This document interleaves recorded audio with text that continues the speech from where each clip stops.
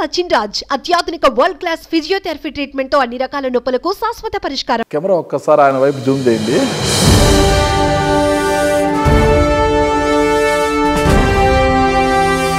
Nallamala tiger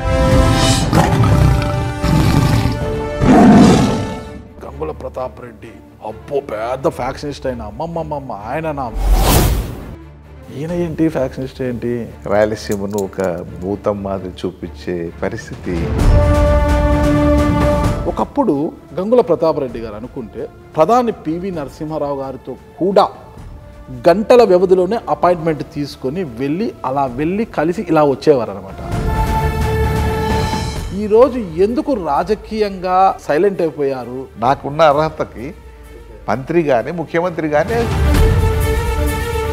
ఈ 6 జిల్లాలకు సంబంధించి సమస్యలన్నీ ఒకటే. ప్రత్యేక తెలంగాణ కోసము కేసీఆర్ గారు కేంద్రం మెడలు వంచి తెచ్చుకునే వరకు ఒక ఉద్యమం ఎలా చేశారో మీకు తెలుసు. కానీ రాయలసీమ అంటే పౌరుషాల గడ్డ కదా. ప్రభుత్వం మెడలు వంచి మన హక్కులు సాధించేంత వరకు ఎవరైనా ఒక్కరు చేశారా? నల్లమల పులి కాస్త పేపర్ పులి అయిపోయిందనేది మన ప్రాంతంలో అంటే రాయలసీమ ప్రాంతంలో వినిపిస్తున్న మాట. ఇప్పుడు నేను పోరాడుతున్నదే అది. నా వంతుగా ఒంటరిగా పోరాడుతున్నా. పార్లమెంట్ కావచ్చు, అసెంబ్లీ కావచ్చు, ఏదో ఒక హౌస్లోకి వస్తే అప్పుడు అథెంటిక్గా మా పోరాటం మీకు కనపడుతుంది. నేను ఎగ్జామ్ రాస్తూనే ఉన్నా, ప్రతిసారి అక్టోబర్కి రాస్తున్నా, మార్చికి రాస్తున్నా, ఫెయిల్ అవుతూనే ఉన్నాను అనేది కాదు సార్. నువ్వు ఎంత రాశావు? ఇప్పుడు మీ నోటికి ఏది వస్తే అది మాట్లాడవచ్చు అనేది మీకు ఒక పేరుంది. అసలు మీరు ఇంతకు ఏ పార్టీలో ఉన్నారు? ఏ పార్టీ అవకాశం ఇస్తే కూడా పోటీ చేస్తాం. లేకపోతే ఇండిపెండెంట్గా నేను చేసేదానికి సిద్ధంగా ఉన్నాను. ఇండిపెండెంట్ వచ్చేసరికి నేను ఒక అసెంబ్లీకి వెళ్తాను. ఏ అసెంబ్లీ? అది ఆళ్లగడ్డ కావచ్చు, నంద్యాల కావచ్చు. స్వతంత్ర అభ్యర్థిగా బరిలో నిలబడి ఓడిపోతే మీ గౌరవం ఏమవుతుంది? వ్యవసాయం చేస్తుంటాం. పండకపోయినా మళ్ళా కాడిగడతాడు, మళ్ళా ఇత్తనం వేస్తాడు. అది నిరంతర పోరాటం. మీ యొక్క స్నేహితుడి కుమార్తె షర్మిలా గారి నాయకత్వంలో మళ్ళా కాంగ్రెస్ పార్టీ తీర్థం పుచ్చుకొని ఆ పార్టీ నుంచి మీరు పోటీ చేస్తారా? ఇప్పుడు ఏ వర్సెస్ బి పాలిటిక్స్ నడుస్తున్నాయి. ఇప్పుడు సిడి ఇంకా యాక్టివ్ కాలే.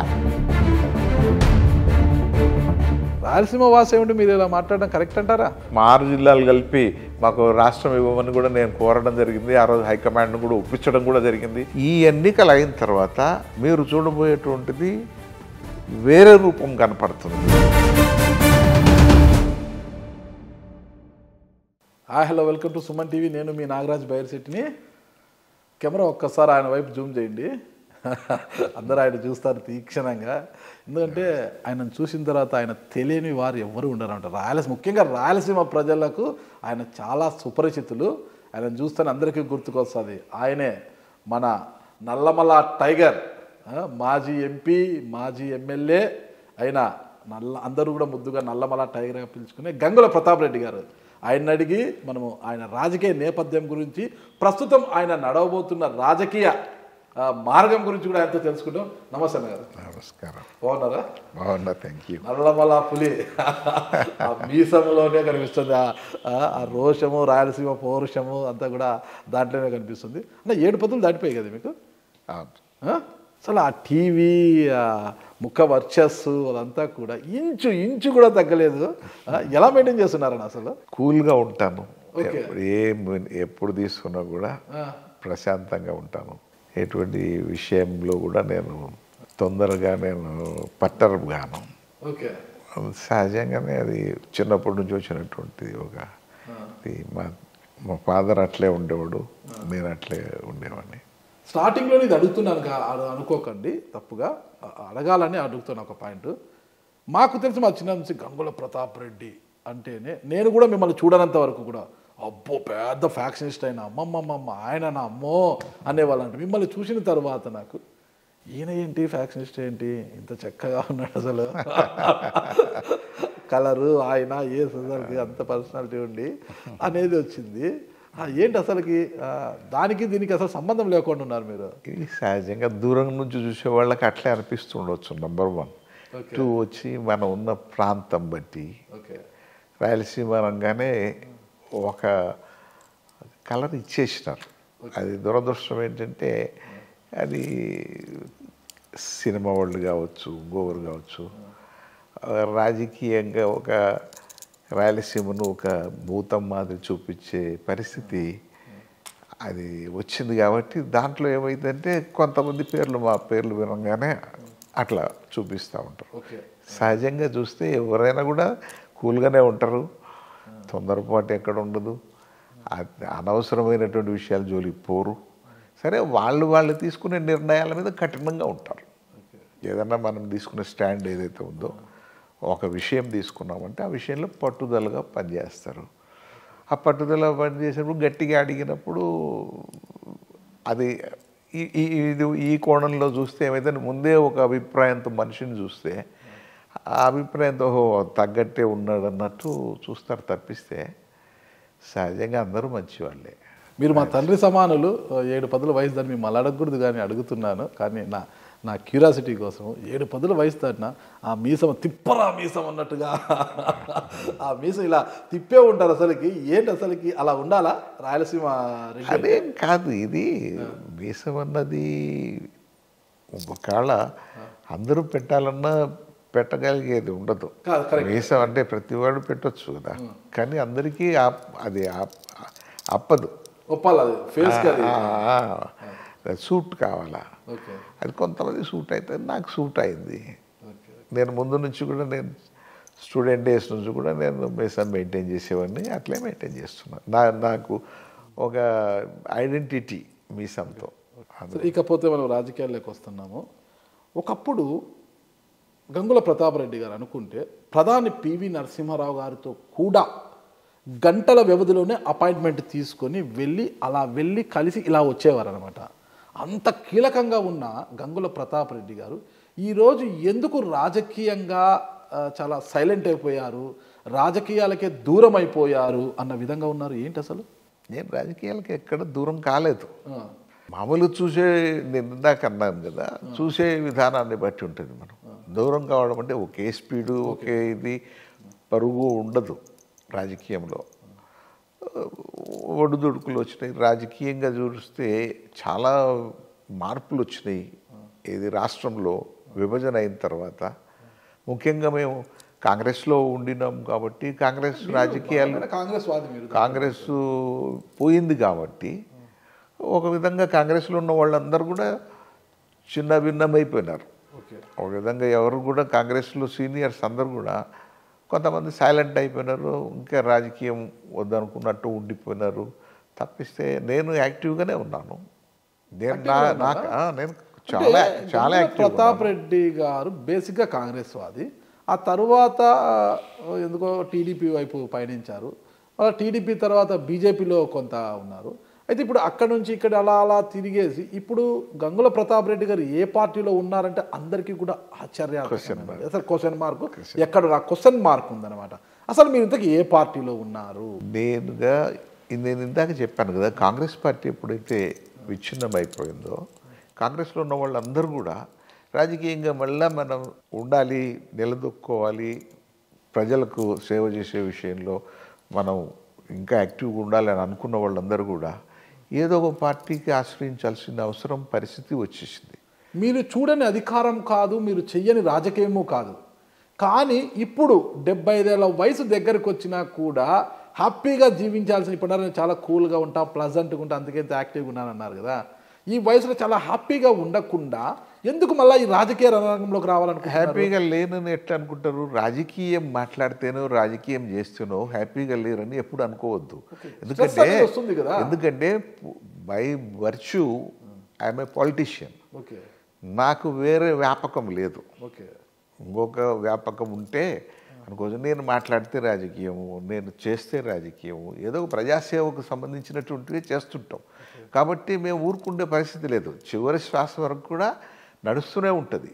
కాబట్టి రాజకీయాలు ఒక పదవి కోసమో ఇంకోటో అనే కాదు. ఇక్కడ పదవి అనేది పక్కన పెడితే ఇటీవల మీరు ఒక స్టేట్మెంట్ ఇచ్చారు, చూశాను నేను ఏదైనా ఒక పార్టీ నాకు అవకాశం ఇస్తే ఎంపీగా పోటీ చేస్తా, లేదంటే స్వతంత్ర బరిలోకి దిగుతానని మీరు స్టేట్మెంట్ ఇచ్చారు. మీరే ఎందుకు, మీ కుమారులు ఉన్నారు వారసులుగా, వాళ్ళని బరిలోకి దింపి మీరు తెనవెనక ఉండి వాళ్ళకి రాజకీయంగా ట్రైనింగ్ ఇవ్వచ్చు కదా, ఎందుకు ఈ వయసులో కూడా అధికార వాంఛతో రగిలిపోతున్నారనిపిస్తుంది? నేను చెప్పే మాట మీకు, రాజకీయం అన్నది ఎవరికి వాళ్ళదే, అది కుటుంబంగా నా కొడుకు ఇస్తాను, నా గోగరికి ఇస్తాం అనేది కాదు ఇది. అది వాళ్ళకి ఇంట్రెస్ట్ ఉండాలి. ఎవరైనా కూడా స్వతహాగా ఇంట్రెస్ట్ ఉండి రాజకీయం చేసే వాళ్ళకి ఇది అబ్బుతుంది. లేకుంటే ప్రతి వాళ్ళు మనం ఎవరికొకరికి ఇవ్వచ్చు అన్నది కాదు. ఎందుకంటే ప్రజలు ఇవ్వాలి, అవకాశం ప్రజలు ఇవ్వాలి. ఈడ నేను తపన పడుతున్నాను, రగిలిపోతున్నానని మీరు అంటున్నారు, కానీ ఈడ రగిలేదేం లేదు, తపన పడేది లేదు. ఎందుకంటే అట్లా నేను పదవి కోసమే అని అనుకుంటే నా పదవులు ఎన్నో భరించి ఉండేవి నాకు. నేను ఏ రోజు పదవికి ఇది కాలేదు. ఆ రోజుల్లో కూడా నేను త్యాగం చేసి ఇచ్చినాను సీటు. తర్వాత మరి త్యాగ ఫలితంగా నాకు ఏదైనా వచ్చి ఉండాలి కదా, ఏమీ తీసుకోలేదు కదా మరి. కాబట్టి రాజ్యసభ ఇవ్వడం అన్నది త్యాగం ఫలితం అనేది కాదు. ఒక మంత్రి అయిండొచ్చు, ఒక ముఖ్యమంత్రి అయిండొచ్చు. నాకున్న అర్హతకి మంత్రి కానీ ముఖ్యమంత్రి కానీ సునాయాసంగా అయిండొచ్చు నాకు. ముఖ్యమంత్రి కూడా ఎందుకు రాజశేఖర్ నేను ఒకసారి వచ్చిన వాళ్ళం. రాజశేఖర్ నేను ఇద్దరము ఒకే మూసలో నడిచినటువంటి వాళ్ళు. పిసిసి అధ్యక్షుడిగా చేశారు మీరు. ఎప్పుడు చేయడం అంటే నేను అనేది నేను వెనక ఉండినాను, ఆయనతో పాటు ఉండినాను. ఇప్పుడు మేము ఒక టీమ్గా ఉండేవాళ్ళం. టీంలో ఒకరికి అవకాశం వస్తుంది. ఎప్పుడు కూడా ఒకరు వచ్చినప్పుడు రాజశేఖర్కి అవకాశం మేము ఇస్తూ వచ్చాం. మేము రాజశేఖర్ ముందు పెట్టుకుంటూ వచ్చాం. కాబట్టి ఇది ఇట్స్ ఎ టీం వర్క్. కాబట్టి ఇతరులు అనర్హులు అని మీరు అనుకోక్కర్లేదు. ఆడున్న 4-5 అర్హులే ఆ రోజున్న వాళ్ళలో ఒకరికి అవకాశం వస్తుంది. ఎప్పుడైనా కూడా ఒకరికే కదా నంబర్ 1 పొజిషన్ వస్తుంది. మిగతా వాళ్ళకి మంత్రిలో ఇంకోటి అవకాశాలు దొరుకుతుంటాయి. కానీ ఒక పదవి ఉంటేనే అవకాశం అని కాదు కదా. రాజకీయంలో యాక్టివ్గా ఉండడానికి పదవి ఉంటేనే కాదు, పదవి ఉన్నా లేకపోయినా రాజకీయం చేయొచ్చు. కానీ ఏమైందంటే పొజిషన్ అనేది ఉంటే ఏమైందంటే నీకు మనం అనుకున్నటువంటి సాధించడానికి, సపోజు రాయలసీమ వెనుకబడ్డ ప్రాంతం, గ్రేటర్ రాయలసీమ అని చెప్పి నేను 6 జిల్లాలతో కూడుకున్న దాన్ని నేను 6 జిల్లాలుగా ఉద్యమాన్ని అయితే మీరు నేను తీసుకొస్తుంటాను. ఎందుకంటే ఈ 6 జిల్లాలకు సంబంధించి సమస్యలన్నీ ఒకటే. రీజనల్గా ఈ ప్రాంతానికి సంబంధించి ఒకే నీటి ఆధారంగా ఉన్నటువంటివి అన్ని పెన్నా బేసిన్లో ఉన్నటువంటి ప్రాంతము. కృష్ణ నీళ్ళు వస్తేనే బతుకుతాయి. వెనుకబాటుతనంలో కూడా అన్నీ కూడా ఒకటే విధంగా ఉంటాయి. వర్షాభావం ఉన్నటువంటి ప్రాంతం. ఇచ్చిపుచ్చుకోవడాలు కూడా ఈ 6 జిల్లాల మధ్యలో ఎక్కువ ఉంటుంది. మామూలుగా సంప్రదాయాలు కానీ అన్నీ కూడా ఒకే విధంగా నడుస్తారు. కాబట్టి ఈ 6 జిల్లాలకు సంబంధించి సమస్యల మీద మేము పోరాటం చేస్తూ వచ్చాం. ఎప్పుడు అంత స్థాయిలో మీరు ఉద్యమం చేసింది లేదు కదా. లేకుండా మీరు పుట్టి ఉండరేమో నాకు తెలిసి. ఎందుకంటే మేము రాయలసీమ ఉద్యమం చేయకపోతే ఈరోజు ఏ రిజర్వాయర్ ఏ కాలువ వచ్చి ఉండేది, ఏ కాలం వచ్చిందంటే ఏ కాలువ కూడా ఇంతవరకు సాకారం కాలేదు. అట్లా కాదు, అన్ని సాకారమైనాయి. సిద్ధేశ్వరం అలుగే సాకారం కాలేదు. సిద్ధేశ్వరం ఒకటి వదిలేస్తే Telugu Ganga, SRBC, Galeru Nagari, Handri Neeva, KC canal modernisation ఇవన్నీ కూడా మేము సాధించినటువంటివి. మా ఉద్యమం వల్లనే ఇవన్నీ సాధ్యమైనవి. అంతకుముందు లేవు. హంద్రీనీవా వల్ల రాయలసీమకి ఏమన్నా వనుగురుతుందా? ఎందుకు లేదు. కాలువల్లో పిచ్చి మొక్కలు మొలిచి ఒట్టిపోయి ఉంది. మీరు చూడండి, వెళ్దాం కావాలంటే. ఈరోజు అనంతపూర్ జిల్లా కరువు లేని సీమలాగా ఈరోజు ఉంది అంటే హంద్రీనీవా వల్ల. రాయలసీమ వాసి ఏమిటి మీరు ఇలా మాట్లాడడం కరెక్ట్ అంటారా? అంటే నేను కరువు లేని జిల్లాగా ఉంది. వినండి, ఇవన్నీ కరువు ప్రాంతాలు.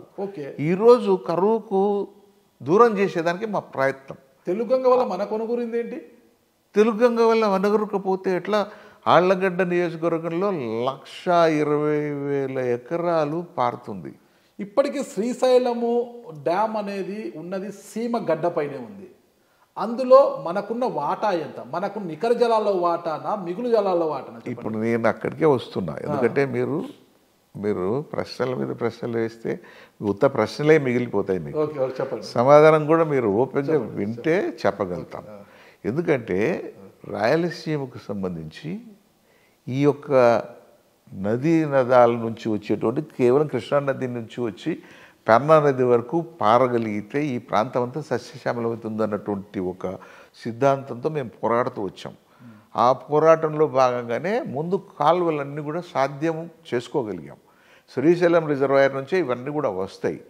అయితే ఈరోజు నీటి వాటా తేల్చమని ఈరోజు కూడా డిమాండ్ చేస్తున్నాను. ఈరోజు అది మిగిలిపోయింది కాబట్టి నేను పోరాటంలో ఉంటున్నాను. ఈరోజు నేను ముందుకు రావాలనుకుంటున్నది కూడా అది సాధించాలనే. ఎందుకంటే నీటి వాటా సంపూర్ణంగా సాధించి రాష్ట్రంలో ఈ ప్రాంతం కూడా ఒక భాగము, ఖచ్చితంగా మాకు రావాల్సిన నీళ్ళు ఇవ్వాల్సిందే అని ప్రభుత్వాన్ని ఎప్పటికీ నిలదీస్తున్నాను. అంతకుముందు ఎందుకంటే ఇప్పుడు ఈ 10 ఏళ్ల నుంచే తీసుకోవాలి. ఎందుకంటే అంతకుముందు జనరల్గా స్టేట్లో మనం డిమాండ్ చేస్తూ వచ్చాం. ఇప్పుడు ఈ విడిపోయిన తర్వాత 811 టీఎంసీలు ఉన్న కృష్ణానది నీటిలో 512 టీఎంసీలు ఆంధ్ర ప్రాంతానికి కేటాయింపు జరిగింది. సరే, అది కేటాయింపులో వీళ్ళు మాకు తక్కువైనాయి, తెలంగాణ వాళ్ళు 299 మాకు ఇచ్చారు అని వీళ్ళు అంటారు. సరే, అది ఎక్కువ తక్కువలు మళ్ళీ దానికి ఏదో ట్రిబ్యునల్ వాళ్ళు డిసైడ్ చేస్తారు. కానీ ఈరోజు వరకు మాత్రం 512 టీఎంసీలు వచ్చిన మాట వాస్తవం. 512 టీఎంసీలలో మా వాటా ఎంత అని నేను ప్రతి నిమిషం అడుగుతున్నాను. మీరు వెనక్కి వెళ్ళి చూస్తే ప్రతిరోజు ప్రశ్నించేది నేను అదే. ఆ నీళ్లు తేల్చమని అడుగుతున్నాను. దీనికి తోడు మాకు సిద్ధేశ్వరం ఒక ఆనకట్టు కడితే ఈ నేను ఇప్పుడు ఇందాక చెప్పాను, Telugu Ganga, SRBC, KC canal, Handri Neeva, Galeru Nagari and Veligonda ఇవన్నీ బ్రతకాలి అంటే శ్రీశైలం సంపూర్ణంగా ఈ 6 జిల్లాలకు వదిలిపెట్టాలి. దాంట్లో సిద్ధేశ్వరం కడితే ఇవన్నీ కూడా బ్రతికిపోతాయని చెప్పాను. ఎందుకంటే రిజర్వాయర్ లేదు మాకు. ఎన్ని కాలువలు ఉన్నాయి కానీ మేజర్ రిజర్వాయర్ లేదు. కాబట్టి మేజర్ రిజర్వాయర్గా అంతర్భాగంగా ఉన్న శ్రీశైలం రిజర్వాయర్లోనే అంతర్భాగంగా ఈ యొక్క సిద్ధేశ్వరం కట్టి ఒక రిజర్వాయర్ ఏర్పాటు చేస్తే ఎక్కువ రోజులు వస్తాయి. మామూలుగా ఇప్పుడు తొందరలో నీళ్లు ఆడకి శ్రీశైలం అక్కడెక్కడో ఉంటుంది, అక్కడ నీళ్లు వదిలిపెడితే సాగర్కి వెళ్ళిపోతాయి. ఈ లోపల మాకు కొద్ది ఎక్కువ రోజులు ఉండాలంటే ఒక నెల రోజులన్నా కనీసం అదనంగా ఇప్పుడు ఉండబోయే నీళ్ళు, ఎందుకంటే శ్రీశైలం రిజర్వాయర్ నిండుతుంది, తొందరలో వెళ్ళిపోతాయి. అట్లా కాకుండా కొద్ది రోజులు ఎక్కువ మాకు నిలబెట్టగలిగితే ఇక్కడ ఈ ప్రాంతం అంతా బ్రతికిపోతుంది. ఇక్కడ ఉన్నటువంటి కరువుకు సీమకంతా కూడా నీళ్ళు వస్తాయని. ఎందుకంటే ఇప్పుడు హంద్రీనీవా నీళ్లు పారాలి అంటే ఈ సిద్ధేశ్వరం దగ్గర నీళ్లు ఎక్కువ ఉంటే మాకు తొందరలో వస్తాయి. పోతిరెడ్డిపాడుకు రావాలి అంటే ఇక్కడ సిద్ధేశ్వరం కట్టాలి అని ఒక నినాదంతో మేము పోరాడతాం. ఇవన్నీ పోరాడాలంటే ఇన్సైడర్గా నేను చేయగలుగుతాను, అవుట్ సైడర్గా పోరాడుతున్నా. ఇప్పుడు గ్రేటర్ రాయలసీమ మూమెంట్గా నాకు ఎవరు ఏ పార్టీతో నిమిత్తం లేకుండా మూమెంట్ చేస్తున్నాం. కానీ ఇవన్నీ సాధించాలంటే పొజిషన్లోకి రావాలి. ఎందుకంటే పొజిషన్లో ఉన్న వాళ్ళు అడిగితే మాకు అభ్యంతరం లేదు, వాళ్ళు ఎవరు అడిగినా కూడా వాళ్ళకు సపోర్ట్ చేస్తాం, సహకరిస్తాం. కానీ ఇప్పుడు ఉన్న వాళ్ళు ఎవరు కూడా నీళ్ళ విషయం మాట్లాడతలేరు, దురదృష్టం. సార్ ఓకే సార్, మనం మాట్లాడుకుంటే మనము ఉద్యమము సాధన అంటే ఆంధ్ర రాష్ట్ర ప్రత్యేక రాష్ట్రం కోసము పొట్టి శ్రీరాములు గారి గురించి మనం కీర్తిస్తాము. అవన్నీ పక్కన ఇటీవలే మన ఎదురుగా రాష్ట్ర విభజన, ఉమ్మడి రాష్ట్ర విభజన కోసం అంటే ప్రత్యేక తెలంగాణ కోసము కేసీఆర్ గారు కేంద్రం మెడలు వంచి తెచ్చుకునే వరకు ఒక ఉద్యమం ఎలా చేశారో మీకు తెలుసు.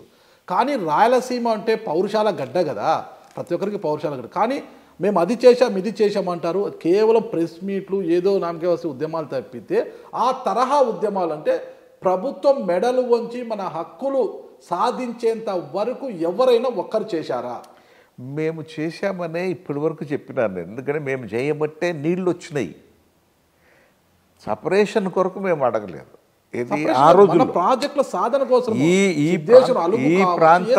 ప్రాంతం అభివృద్ధి కొరకు, రాయలసీమ అభివృద్ధి కొరకు మేము పోరాటం చేశాం, సాధించాము. నేను గర్వంగా చెప్పగలుగుతాను. అభివృద్ధి మనం పక్కన పెడతాం సార్. శ్రీశైలం రిజర్వాయర్లోనే మన కేటాయింపులు, నికర జలాల్లో మనకు రావాల్సిన కేటాయింపుల గురించి ఈ రోజు వరకు మనం సాధించింది. ఈ రోజు మేము పోరాడుతున్నదే అది. ఇప్పుడు నేను పోరాడుతున్నదే అది.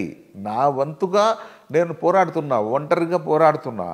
అయితే హౌస్లోకి వస్తే అంటే పార్లమెంట్ కావచ్చు, అసెంబ్లీ కావచ్చు, ఏదో ఒక హౌస్లోకి వస్తే అప్పుడు అథెంటిక్గా మా పోరాటం మీకు కనపడుతుంది. నేను ఎగ్జామ్ రాస్తూనే ఉన్నా, ప్రతిసారి అక్టోబర్కి రాస్తున్నా, మార్చికి రాస్తున్నా, ఫెయిల్ అవుతూనే ఉన్నాను అనేది కాదు సార్. నువ్వు ఎంత రాశావు అన్నదే ఇక్కడ రిజల్ట్ కావాలి. ఇప్పుడు తీసుకొచ్చారా? మేము రిజల్ట్ కొరకే ప్రయత్నం చేస్తున్నది. ఇప్పటి వరకు పోరాటం ఒక ఎత్తు, ఎందుకంటే 14 వరకు ఒక ఎత్తు, 14 వరకు ఒక రాష్ట్రం ఇది. ఇప్పుడు విడిపోయిన రాష్ట్రం, విడిపోయిన ఈ ముక్క భాగానికి న్యాయం చేయాలన్నదే ఇప్పుడున్న తపన. ఈ న్యాయం జరిగే వరకు మా పోరాటం జరుగుతుంది. నేను పోరాడుతున్నాను. ఇక ఎవరెవరు కలిసి వస్తారనేది చూస్తారు. ఎందుకంటే ఈ ఎన్నికలు అయిన తర్వాత మీరు చూడబోయేటువంటిది వేరే రూపం కనపడుతుంది. మీరు కావచ్చు, బైరెడ్డి రాజశేఖర రెడ్డి గారు ప్రత్యేక పార్టీ పెట్టుకున్నారు. ఆయన కూడా రాయలసీమ అంతా తిరిగారు, ఏమీ సాధించలేమని తెలిసి ఆయన కూడా ఇప్పుడు ఏదో ఒక పార్టీలో అకామిడేట్ అయ్యారు. మీరు కూడా ఉద్యమం చేశారు, కానీ అది సాకారం చెందేంత వరకు, కళ సాకారం అయ్యేంత వరకు కాకోకుండా మధ్యలో కాడి వదిలేస్తున్నారు కదా. కాడి ఎప్పుడు వదలలేదు. మీరు గమనించకుంటే మీ దృష్టికి రానిదంతా ఏమీ జరగలేదని అనుకుంటే మనం చెప్పగలిగేది ఏం లేదు. కానీ ఈరోజు వాయిస్ ఇస్తున్నదే నేను. వాయిస్ అనేది ఒకటి ఎందుకంటే మాధ్యమాల ద్వారానే ఇది ప్రజలకు తెలియపడు. ప్రజలకు తెలిసిన తర్వాతనే ప్రజలలో కూడా చైతన్యం తీసుకురాగలుగుతున్నాం. తర్వాత ప్రభుత్వానికి కూడా దృష్టికి తీసుకెళ్ళాలంటే మాధ్యమాల ద్వారా రావాలి. మాకు మాధ్యమాల సమస్య ఉంది ఇక్కడ. ఎందుకంటే రాయలసీమకు సంబంధించి ఒక పాత్రికేయుడు కూడా ఒక పత్రిక కూడా మాకు సపోర్ట్లో లేదు. ఎందుకంటే అన్నీ కూడా వచ్చి కోస్తాంధ్రాకు సంబంధించిన పత్రికలు, లేదంటే హైదరాబాద్ బేస్డ్ పత్రికలు ఉన్నాయి, లేకుంటే మీడియా కూడా, విజువల్ మీడియా కూడా లేదు. పోయి అంటే యూట్యూబ్ మీ బోటి వాళ్ళు ఏదైనా చూపించగలిగితే మా ఘోష మీ ద్వారా వినిపించాలనే మా తాపత్రయం. ఖచ్చితంగా సార్, మీరు వాస్తవం చెప్తున్నారు. అది అంటున్నాడు. ఒకప్పుడు గంగుల ప్రతాపరెడ్డి గారు అంటే నల్లమల పులి, నల్లమల టైగర్ అనేవాళ్ళు. ఆ టైగర్ కాస్త ఇటీవల ప్రెస్ మీట్లకు, పేపర్లకు, మీడియాకే పరిమితం అయిపోయింది. నల్లమల పులి కాస్త పేపర్ పులి అయిపోయిందనేది మన ప్రాంతంలో, అంటే రాయలసీమ ప్రాంతంలో వినిపిస్తున్న మాట. దానికి మీరేమంటారు చెప్పండి. అది మీరు పులి అన్నా ఇంకొకటి అన్నా మీరు పెట్టుకున్న. ఎందుకంటే నేను ఎప్పుడు కూడా ఒక విషయం, నన్ను పులి అనొద్దంటాను ముందు. ఎందుకంటే నేను మనిషిని. నన్ను ఒక మృగంతో, అంటే టైగర్ అంటే ఒక బ్రాండ్ కింద నల్లమల ఫారెస్ట్ పులుల్నే వేటాడిన వ్యక్తి కదా. కరెక్టే, బ్రాండ్గా ఓకే. కానీ అదే పులి అనిపించుకోవాలంటే చూడు ఎప్పుడు గంభీరంగా ఏదో గాండ్రిస్తూ ఉండడం కాదు కదా. ప్రజల సమస్యల గురించి మేము ఎప్పుడు పోరాడుతున్నామని నేను సంపూర్ణంగా ఏ రోజు కూడా విశ్రమించింది లేదు, విశ్రమించబోయేది కూడా లేదు. నేను ఇప్పుడు కూడా చెప్తున్నాను, భవిష్యత్తులో మీరు చూడబోతారు. ఎందుకంటే ఈ ఎన్నికల కొరకు కొంత గ్యాప్ వచ్చింది, లేకపోతే గ్రేటర్ రాయలసీమ మూవ్మెంట్ చాలా వరకు తీసుకురాగలిగాం. ఎందుకంటే ఒక అవగాహన తీసుకుంది. ఎందుకంటే ఇక్కడ మీరు ఒక్కటి గమనించాలా, రాయలసీమ ప్రాంతానికి ఇతర ప్రాంతాలకు ఒక తేడా ఉంది. పోరాటాల విషయంలో, ఇంకోటి విషయంలో కానీ మీరు అన్నట్టు రాయలసీమ వాళ్ళు పౌరుషవంతులు, ఇంత యుద్ధం చేయాల్సి ఆ మూమెంట్కు చేస్తారు. కానీ ఇతరత్ర ఒక మూమెంట్లో పోవడానికి ఇక్కడ కొన్ని సహజమైనటువంటి ఒక సమస్యలు ఉన్నాయి. ఏమంటే ఇక్కడ పూర్వం నుంచి కూడా ఒక పాలెగళ్ళ రాజ్యం కావచ్చు, ఇంకోటి కావచ్చు, ఇంకొకటి విధంగా అక్కడ ఉన్న వాతావరణాన్ని బట్టి జనం కూడా ఒక నాయకునికి అనుసరించి ఉంటారు. అట్లా పలు నాయకులు ఎవరికి వాళ్ళ పద్ధతుల్లో వాళ్ళు రాజకీయం చేస్తుంటారు, లేకపోతే ప్రజాసేవ చేస్తుంటారు, వాళ్ళ యొక్క ప్రాంతం యొక్క అభివృద్ధి కొరకు ఏదో పోరాడుతుంటారు. అయితే ఇతరంగా తీసుకుంటే తెలంగాణలో మూమెంట్ వచ్చింది. తెలంగాణ గురించి మీరు ఇందాక చెప్పారు. తెలంగాణ వచ్చి నలిగిపోయినటువంటి ప్రాంతం, ఎన్నో ఉద్యమాలు చూసింది, రజాకార మూమెంట్ చూసింది, తర్వాత ఈ యొక్క తెలంగాణ మూమెంట్ చూసింది, నక్సల్ మూమెంట్ చూసింది. ఇన్ని మూమెంట్స్కు ఇక్కడ ప్రజలు నలిగి ఉన్నారు కాబట్టి అవేర్నెస్ జాస్తి. ఇక్కడ ఏ విషయం ఎత్తినా కూడా ప్రజలు గమనింపు ఇక్కడ ఎక్కువ, ప్రజలే గమనిస్తారు. ఇక్కడ నాయకుల ప్రభావం తక్కువ. ఇక్కడ తెలంగాణలో మీకు నాయకుల ప్రభావం తక్కువ. కేసీఆర్ ఒక అవకాశం ఎప్పుడొచ్చాడు? కేసీఆర్ వచ్చిందే 2000 సంవత్సరంలో టేకప్ చేశారు. అంతకుముందు చెన్నారెడ్డి గారు 69లో పెద్ద ఉద్యమం చేశారు. మరి ఆ రోజుల్లో కూడా ఉద్యమం, తెలంగాణ మూమెంట్ సాగింది. అప్పటి నుంచి ఈ ఉద్యమం ఉంటూనే వచ్చింది. కేసీఆర్ మధ్యలో వచ్చాడు, తీసుకున్నాడు, అవకాశం దొరికింది. ఈ లోపల పరిపక్వత కూడా వచ్చింది. ప్రజలందరూ కూడా కోరారు, ఇతర పార్టీలన్నీ కూడా చెప్పినాయి.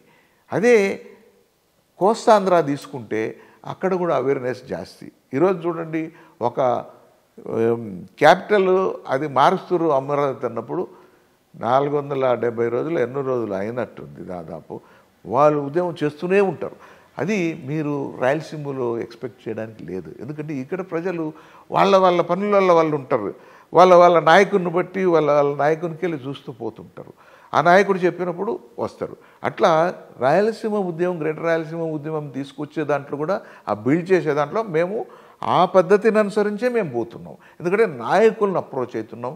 ప్రజలకు ఇది మీ మాధ్యమాల ద్వారా మేము అప్పుడప్పుడు చెబుతూనే వస్తున్నాం.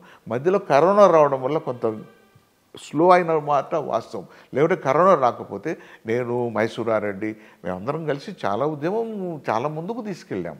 ఈ 6 జిల్లాలు తిరిగాను నేను. 6 జిల్లాలలో కూడా ఒక డెంట్ క్రియేట్ చేశాం. ఏ రోజైనా కూడా మీరు చూస్తారు ఈ ఎన్నికల్లో ఈ ప్రభావం ఈ సంవత్సరం నుంచి దాదాపు ఎన్నికల మూమెంట్లోకి పోయింది. ఎప్పుడు కూడా ఆ ప్రజల మూడ్ను బట్టి మేము ఇప్పుడు కూడా మేము పోయి గ్రేటర్ రాయలసీమ గురించి మాట్లాడితే అది హాస్యాస్పదమైంది. ఎందుకంటే it's not one day programme. ఒక రోజులో, 2 రోజుల్లో, వారం రోజుల్లో చేస్తే ఎట్లుంది కాదు. కాబట్టి ఇది నిరంతరం పోరాడుతూ ప్రజలందరినీ సమాయత్తం చేసుకోవాలి. దాని కొరకు మీరు గమనిస్తారు. రేపొద్దున ఈ ఎన్నికలు అయిన తర్వాత ఎంత మటుకు మీరు దీన్ని ఉధృతం చూడగలుగుతారంటే మీకు చూపిస్తాం. ఓకే సార్, ఇప్పుడు గతంలో మీరు కాంగ్రెస్ పార్టీలో అంటే కాంగ్రెస్ పార్టీ వాది, మీరు తర్వాత టీడీపీ, బీజేపీకి వచ్చారు కదా. ఇప్పుడు న్యూట్రల్గా ఉన్నారా, ఏదైనా పార్టీలో ఉన్నారా మీరు? నేను ఇప్పుడు ఏ పార్టీలో అంటే బీజేపీలో నేను 2019లో జాయిన్ అయినాను. కానీ వాళ్ళు ఎక్కడ నేను ఢిల్లీలో చేరాను. ఆ రోజు కన్నా లక్ష్మీనారాయణ వాజ్ ద ప్రెసిడెంట్. కన్నా లక్ష్మీనారాయణ ఇంట్రెస్ట్గా వచ్చారు, రాండి గ్రేటర్ రాయలసీమ ఇష్యూలో కూడా మేము మాకు సపోర్ట్ ఉంటుంది మనం అని అన్నారు. ఆ మేరకు ఆయన నన్ను ఆ రోజు ఆహ్వానించడం, నేను నడ్డా గారి దగ్గర వెళ్ళి జాయిన్ కావడం, ఆయనకు కూడా చెప్పడం జరిగింది గ్రేటర్ రాయలసీమ మా ఇష్యూ ఉంది, దీని మీద మేము ఈ ప్రాంతంకు సంబంధించి మేము ఉద్యమం చేస్తామని చెప్పినాను. దాని మేరకు వచ్చిన వెంటనే నేను 2019 ఆగస్టులో చేరాను. Somewhere in September end or అక్టోబర్లో మేము ప్రొద్దుటూరులో పెద్ద మీటింగ్ జరిగింది. 6 జిల్లాలకు సంబంధించిన మీటింగ్ కన్నా లక్ష్మీనారాయణ గారి అధ్యక్షతన మేము చేశాం. చాలా చాలా బాగా జరిగింది. అది కంటిన్యూ అయ్యిండేది ఆయన ఉండింటే. ఆయన ఎప్పుడైతే ఆయన తొలగించారో ఇక మాది స్తబ్దత వచ్చేసింది.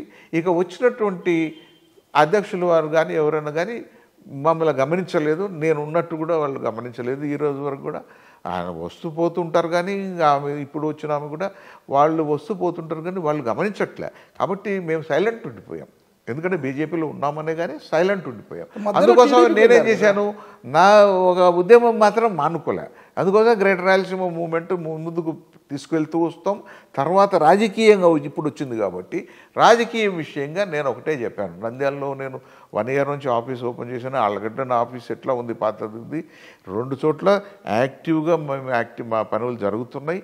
ఇక వచ్చే రోజుల్లో ఎన్నికలలో పోటీ చేసి ఏదో ఒక పార్టీ, ఏ పార్టీ అవకాశం ఇస్తే కూడా పోటీ చేస్తాం. లేకపోతే ఇండిపెండెంట్గా నేను చేసేదానికి సిద్ధంగా ఉన్నాను. ఓకే, నేను రేపొద్దున ఇండిపెండెంట్ కూడా నిలబడేదని చెప్పాను కూడా ఆల్రెడీ. ఎందుకంటే అయితే ఇండిపెండెంట్ వచ్చేసరికి నేను ఒక అసెంబ్లీకి వెళ్తాను. ఎందుకంటే అది ఆళ్ళగడ్డ కావచ్చు, నంద్యాల కావచ్చు. 2 తమ్ముడి కుమారుడు ఉన్నాడు కదా. ఇక్కడ ఒకరితో నిమిత్తంలే, నేను ఇండిపెండెంట్గా నేను రాదలుచుకున్నా నేను వస్తున్నాను. ఓకే, ఇంకా దాంట్లో ఎవరున్నారు ఎవరు లేదు. రాజకీయం ఇందాకే చెప్పా, కొడుకుని తీసుకొస్తారా, అల్లుని తీసుకొస్తారా, మనవడిని తీసుకొస్తారా కాదు. ఎవరి రాజకీయం వాళ్ళు చేస్తాం. నేను నా రాజకీయం నేను చేస్తున్నాను. ఎందుకంటే నా రాజకీయం కేవలం కుటుంబ రాజకీయమే కదా. మీ తమ్ముడు ఇది కుటుంబాలకు సంబంధించి కుటుంబాలు. ఆ రోజు నేను అవకాశం ఇచ్చాను, నేను ఆశీర్వదించాను, గెలుపుకు కారణమైనాను. ఈరోజు కూడా నేను రావాలనుకుంటున్నాను. కరెక్ట్. మీరు ఒకవైపు మీ కుమారుడు గంగుల ఫణీంద్రారెడ్డి అక్కడ తిరుగుతున్నారు, ఫ్లెక్సీలు కడుతున్నారు, తిరుగుతున్నారు. ఒకవైపు మీ తమ్ముడు ఎమ్మెల్సీగా ఉండి మొన్న అయిపోయింది, పదవి కాలం అయిపోయింది. మీ తమ్ముడి కుమారుడు గంగుల నాని అంటే అలియాస్ బిజేంద్రనాథ్ రెడ్డి ఎమ్మెల్యేగా ఉన్నారు.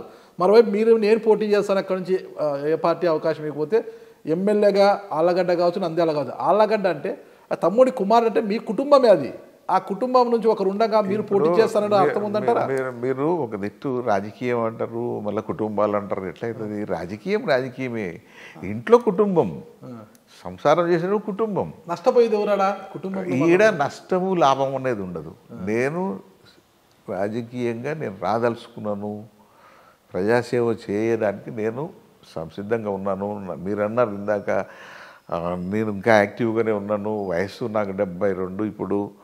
అయినప్పటికీ కూడా నేను యాక్టివ్గానే ఉన్నాను. కాబట్టి ఎందుకంటే నేను ఇందాక చెప్పాను కదా, ఈ ప్రాంతానికి సంబంధించి మేజర్ ఇష్యూస్ మిగిలిపోయినాయి. నేను ఆ రోజు పివి నరసింహారావు గారికి నా పదవి ఇచ్చిన తర్వాత ఈ ప్రాంతం అభివృద్ధి కొరకు నేను ఇచ్చాను. ఆ రోజు ఈ ప్రాంతం అభివృద్ధి కొరకు ఈ నీళ్ల సమస్యలన్నీ తీరాలన్నాం, కెనాల్స్ అన్నీ కంప్లీట్ చేసుకోగలిగాం. తర్వాత నేషనల్ హైవేస్ తీసుకొచ్చాం, రైల్వే బ్రాడ్గేజ్ లైన్ తీసుకొచ్చాం, ఇవన్నీ తీసుకొచ్చాం. ఇవన్నీ చేశా. ఇవన్నీ కారణం ఏమంటే ఇవన్నీ కూడా ఇన్ఫ్రాస్ట్రక్చర్ క్రియేషన్ అయింది. కానీ అక్కడ ఉన్నటువంటి వనరులు ఏవైతే ఉన్నాయో, ఖనిజాలు ఉన్నాయి, అపారమైన ఖనిజ సంపద రాయలసీమలు ఉంది. వీటన్ని వినియోగించి రేపొద్దున ఇండస్ట్రియలైజేషన్ జరగాల. అది నత్తనాడక నడుస్తుంది. ఇండస్ట్రియలైజేషన్ జరగాలి అంటే నేను పార్లమెంట్లో ఉంటే ఇండస్ట్రీస్ పరిగెత్తి వచ్చేటువంటి అవకాశం నేను తీసుకురాగలుగుతా. ఎందుకంటే ఐ నో. ఇంతకాలం సాధించలేదు, అప్పుడు సాధిస్తారా? అప్పుడు సాధించాను కదా, చాలా వరకు సాధించాను. సరే, మీరు సాధించారు. ఇన్ఫ్రాస్ట్రక్చర్ క్రియేషన్ అంతా అప్పుడైంది అండి. Okay sir. ఒకటి 1991లో ఫస్ట్ నంద్యాల పార్లమెంటు బొజ్జ వెంకటరెడ్డి గారు అనుకున్నారు, కన్ఫర్మ్ అయింది. కానీ చివరి నిమిషంలో మీరు ఆ టికెట్ మీరు కన్ఫర్మ్ చేసుకున్నారు. అది ఎలా తెచ్చుకున్నారు? నేను చేసుకోలే, హైకమాండ్ చేసి. ఓకే, హైకమాండ్ చేసి మీరు వచ్చారు. ఒకవైపు కాంగ్రెస్ పార్టీ నుంచి నల్లమల పులి, ఒకవైపు ఎర్రమల పులిగా పిలువబడుతున్న చెల్లా రామకృష్ణారెడ్డి గారు మరోవైపు టీడీపీ నుంచి బరిలోకి దిగారు. ఆ రోజు రెండు పులుల మధ్య జరిగిన ఫైట్లో నల్లమల పులి గెలిచింది, మంచి మెజార్టీతో కూడా ఆ రోజు బయటపడ్డారు. ఆ తర్వాత పివి నరసింహారావు గారి కోసము మీరు త్యాగం చేశారు. ఆ తర్వాత మీకు గిఫ్ట్గా రాజ్యసభకు కూడా మిమ్మల్ని పంపించడం జరిగింది. ఓకే, పివి నరసింహారావు అంటే మీ ప్రాంత అభివృద్ధి కోసమే మీరు త్యాగం చేసి పివి నరసింహారావు గారికి ఇచ్చారు. పివి నరసింహారావు గారు అంత అభివృద్ధి చేసి ఉంటే మీరు నాకు తెలిసి 96 కావచ్చు, 98 కావచ్చు, 99 కావచ్చు, భూమా నాగిరెడ్డి గారి చేతులు వరుసగా ఓడిపోయారు మీరు. అంటే అంత అభివృద్ధి మీరు చేసి అన్ని ఇండస్ట్రీస్ తెచ్చి ఉంటే ఎలా ఓడిపోయారు 3 సార్లు మీరు వరుసగా? మనం చేసే పనిని బట్టే మనకు ఓట్లు వస్తే నాకు ఎప్పటికీ ఓటమి ఉండకూడదు. ఓకే, కానీ అనేక కారణాలు వస్తాయి, రాజకీయ కారణాలు అనేకం ఉంటాయి. దాంట్లో అంతర్గతంగా కూడా నేను ఎదుగుతున్నానని కూడా కొంత కారణం వల్ల అంతర్గతంగా కూడా నాకు నష్టం జరిగింది. నేను అందుకోసమే కాంగ్రెస్ నుంచి బయటికి వచ్చాను 99లో. ఓకే, నాకు నష్టం జరిగింది కాబట్టి కాంగ్రెస్ పార్టీలో అన్యాయం జరిగిందని చెప్పి నేను సోనియా గాంధీకి లెటర్ రాసి నాకు ఇంజస్టిస్ జరిగింది, నాకు శాబిటేజ్ జరిగింది, మీరు దీని మీద న్యాయం చేయండి, లేకపోతే నేను వెళ్ళాల్సి వస్తుందని బయటకు వచ్చాను నేను. ఓకే, మీకు అన్యాయం జరిగిందంటారు. 91లో మీరు గెలవడమే మీ పార్లమెంట్ పరిధిలో గిద్దలూరు, నందికొట్కూరు, ఆళ్లగడ్డలో భారీగా రిగ్గింగ్ చేయడంతోనే ఆ రోజు మీరు గెలిచారంటారు. ఇప్పుడు మీ నోటికి ఏది వస్తే అది మాట్లాడవచ్చు అనేది మీకు ఒక పేరు ఉంది కాబట్టి ఆ పేరు సాక్షాత్కారం మీరు సాత్కారం చేసుకోవడానికి మీరు మాట్లాడవచ్చు. కానీ ఎక్కడ మాట్లాడుతున్నామని కూడా దృష్టిలో పెట్టుకుని మాట్లాడితే అది కొద్దిగా పద్ధతిగా ఉంటుంది. వయసు కన్నా మర్యాద ఇవ్వాలా, పద్ధతి కన్నా మర్యాద ఇలా. కాబట్టి ఏది పడితే అది మాట్లాడచ్చు. ఒక నాగరాజు అంటేనే అడగోలుగా ప్రశ్నలు వేస్తాడని. ఈ అడగోలు ప్రశ్నలు కొద్దిగా తగ్గించుకుంటే మంచిది. ఎందుకంటే మంచి సబ్జెక్ట్ మీద పోతున్నాం, మంచి విషయం మీరు ప్రజలకు అందించాలనుకుంటున్నారు, అందించండి. కానీ ఎవరు రిగ్గింగ్ చేసుకున్నానండి, నేను రిగ్గింగ్ చేసుకునేటటువంటి నేను ఎందుకు ఓడిపోతాను?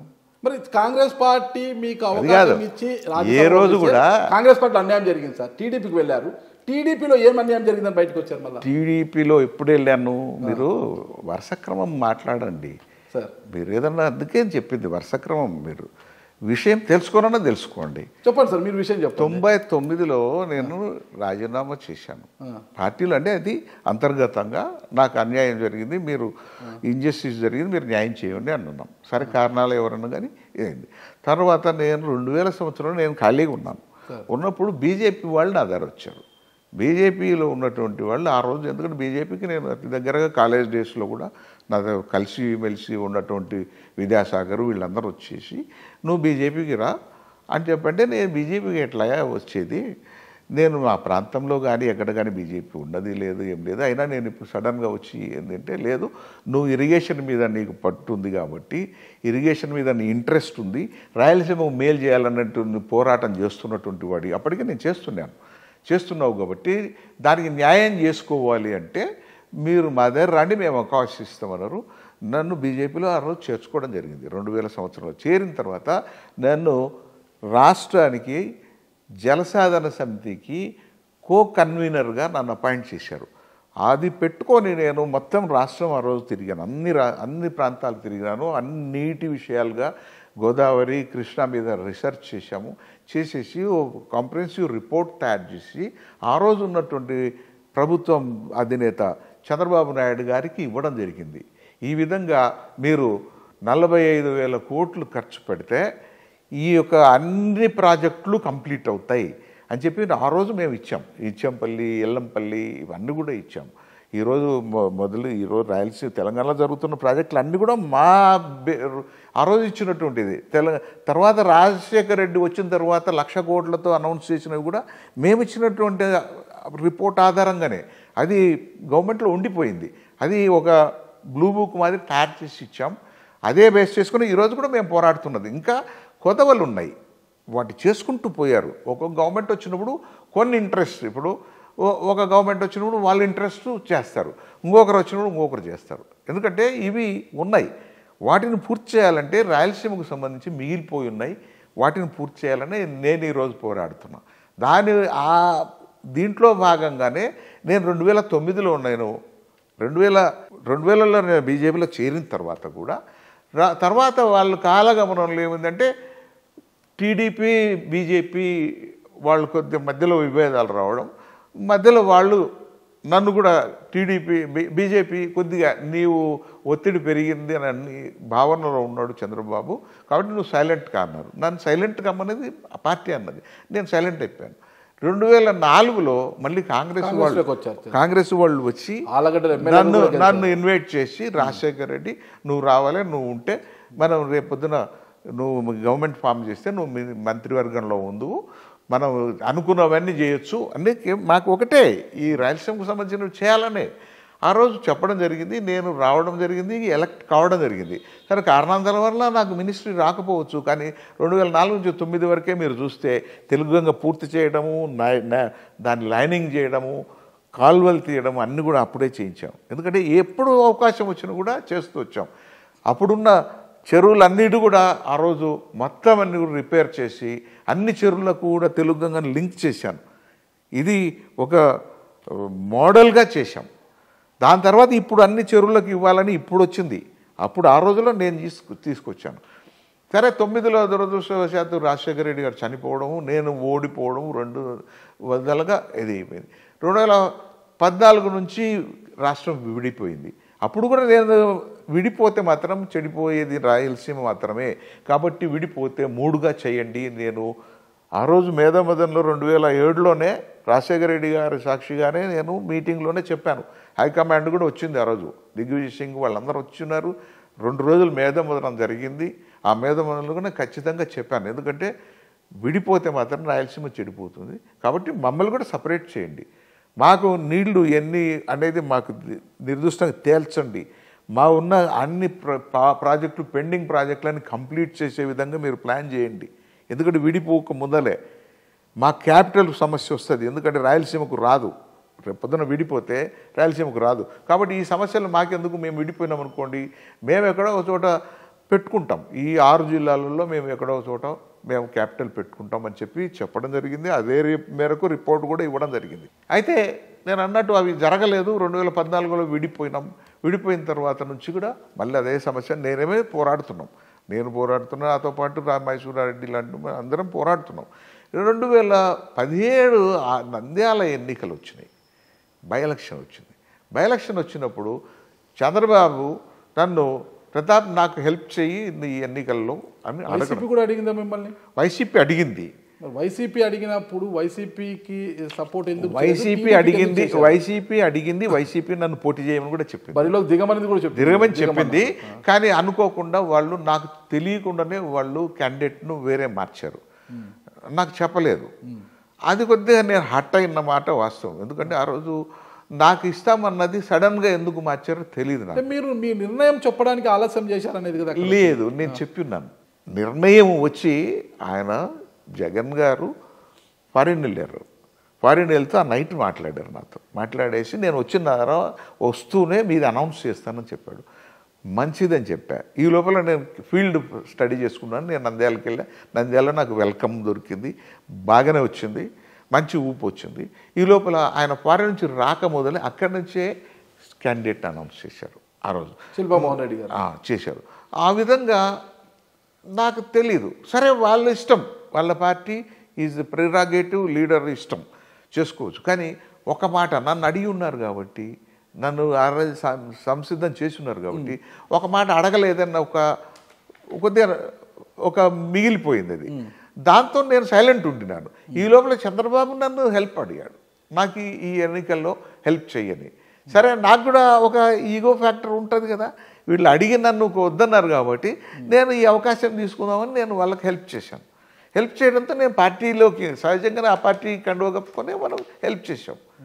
సరే, నాకు 2019 ఆయన పార్లమెంట్ ఇస్తానని చెప్పి ఉన్నారు చంద్రబాబు గారు. కారణాలు ఆయనకు తెలుసు. 2019లో నాకు టికెట్ ఇవ్వాల. ఇక మళ్ళీ మొదటికి వచ్చింది కథ. ఆ విధంగా నేను కోల్పోతూ వచ్చాను అవకాశాన్ని. ఇప్పుడు నేనేమంటున్నానంటే ఇవి అవి కాదు, ఎవరు వస్తారో రాని, లేకపోతే నేను ఇండిపెండెంట్గా ఉంటానండి. ఇందాక మీతో చెప్పాను.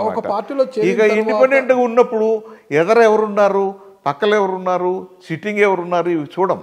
ఎందుకంటే ఈడ ఒకటి, నేను ఇండిపెండెంట్గా వస్తున్నాను అనేది ఏ సందర్భంగా నాకు ఏ పార్టీ కూడా పార్లమెంటుకు అవకాశం ఇవ్వకపోతే, ఏ పార్టీ కూడా నాకు పార్లమెంట్కి అవకాశం ఇవ్వలేదండి. పార్లమెంట్ విసినిటీ అన్నప్పుడు ఒక పార్టీ అవసరం.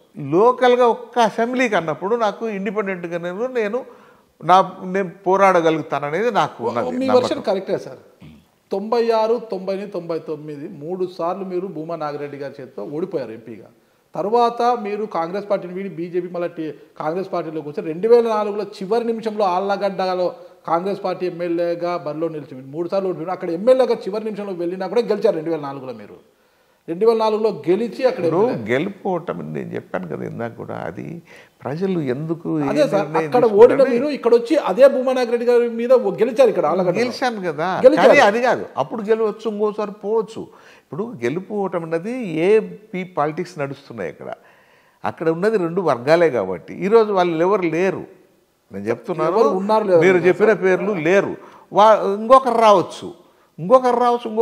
కానీ బి అన్నప్పుడు ఏనో బీనో గెలుస్తుంది. 100% నేను లేదని లేదు. 2004లో గెలిచిన మీరు 2009లో భూమా శోభా నాగిరెడ్డి గారు ప్రజారాజ్యం పార్టీ అభ్యర్థిగా నిలబడినప్పుడు అక్కడ మళ్ళీ ఓడిపోయారు మీరు.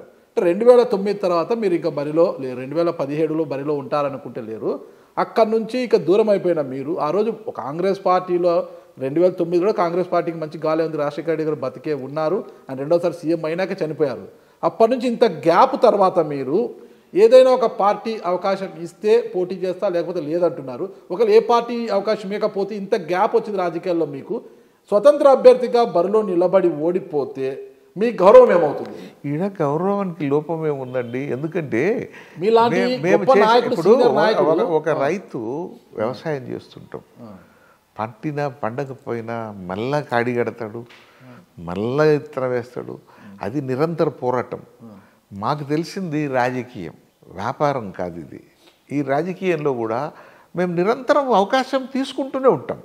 ప్రజలు అవకాశం ఇస్తే సేవ చేయడంలో మెరుగైన సేవ చేయగలుగుతాం.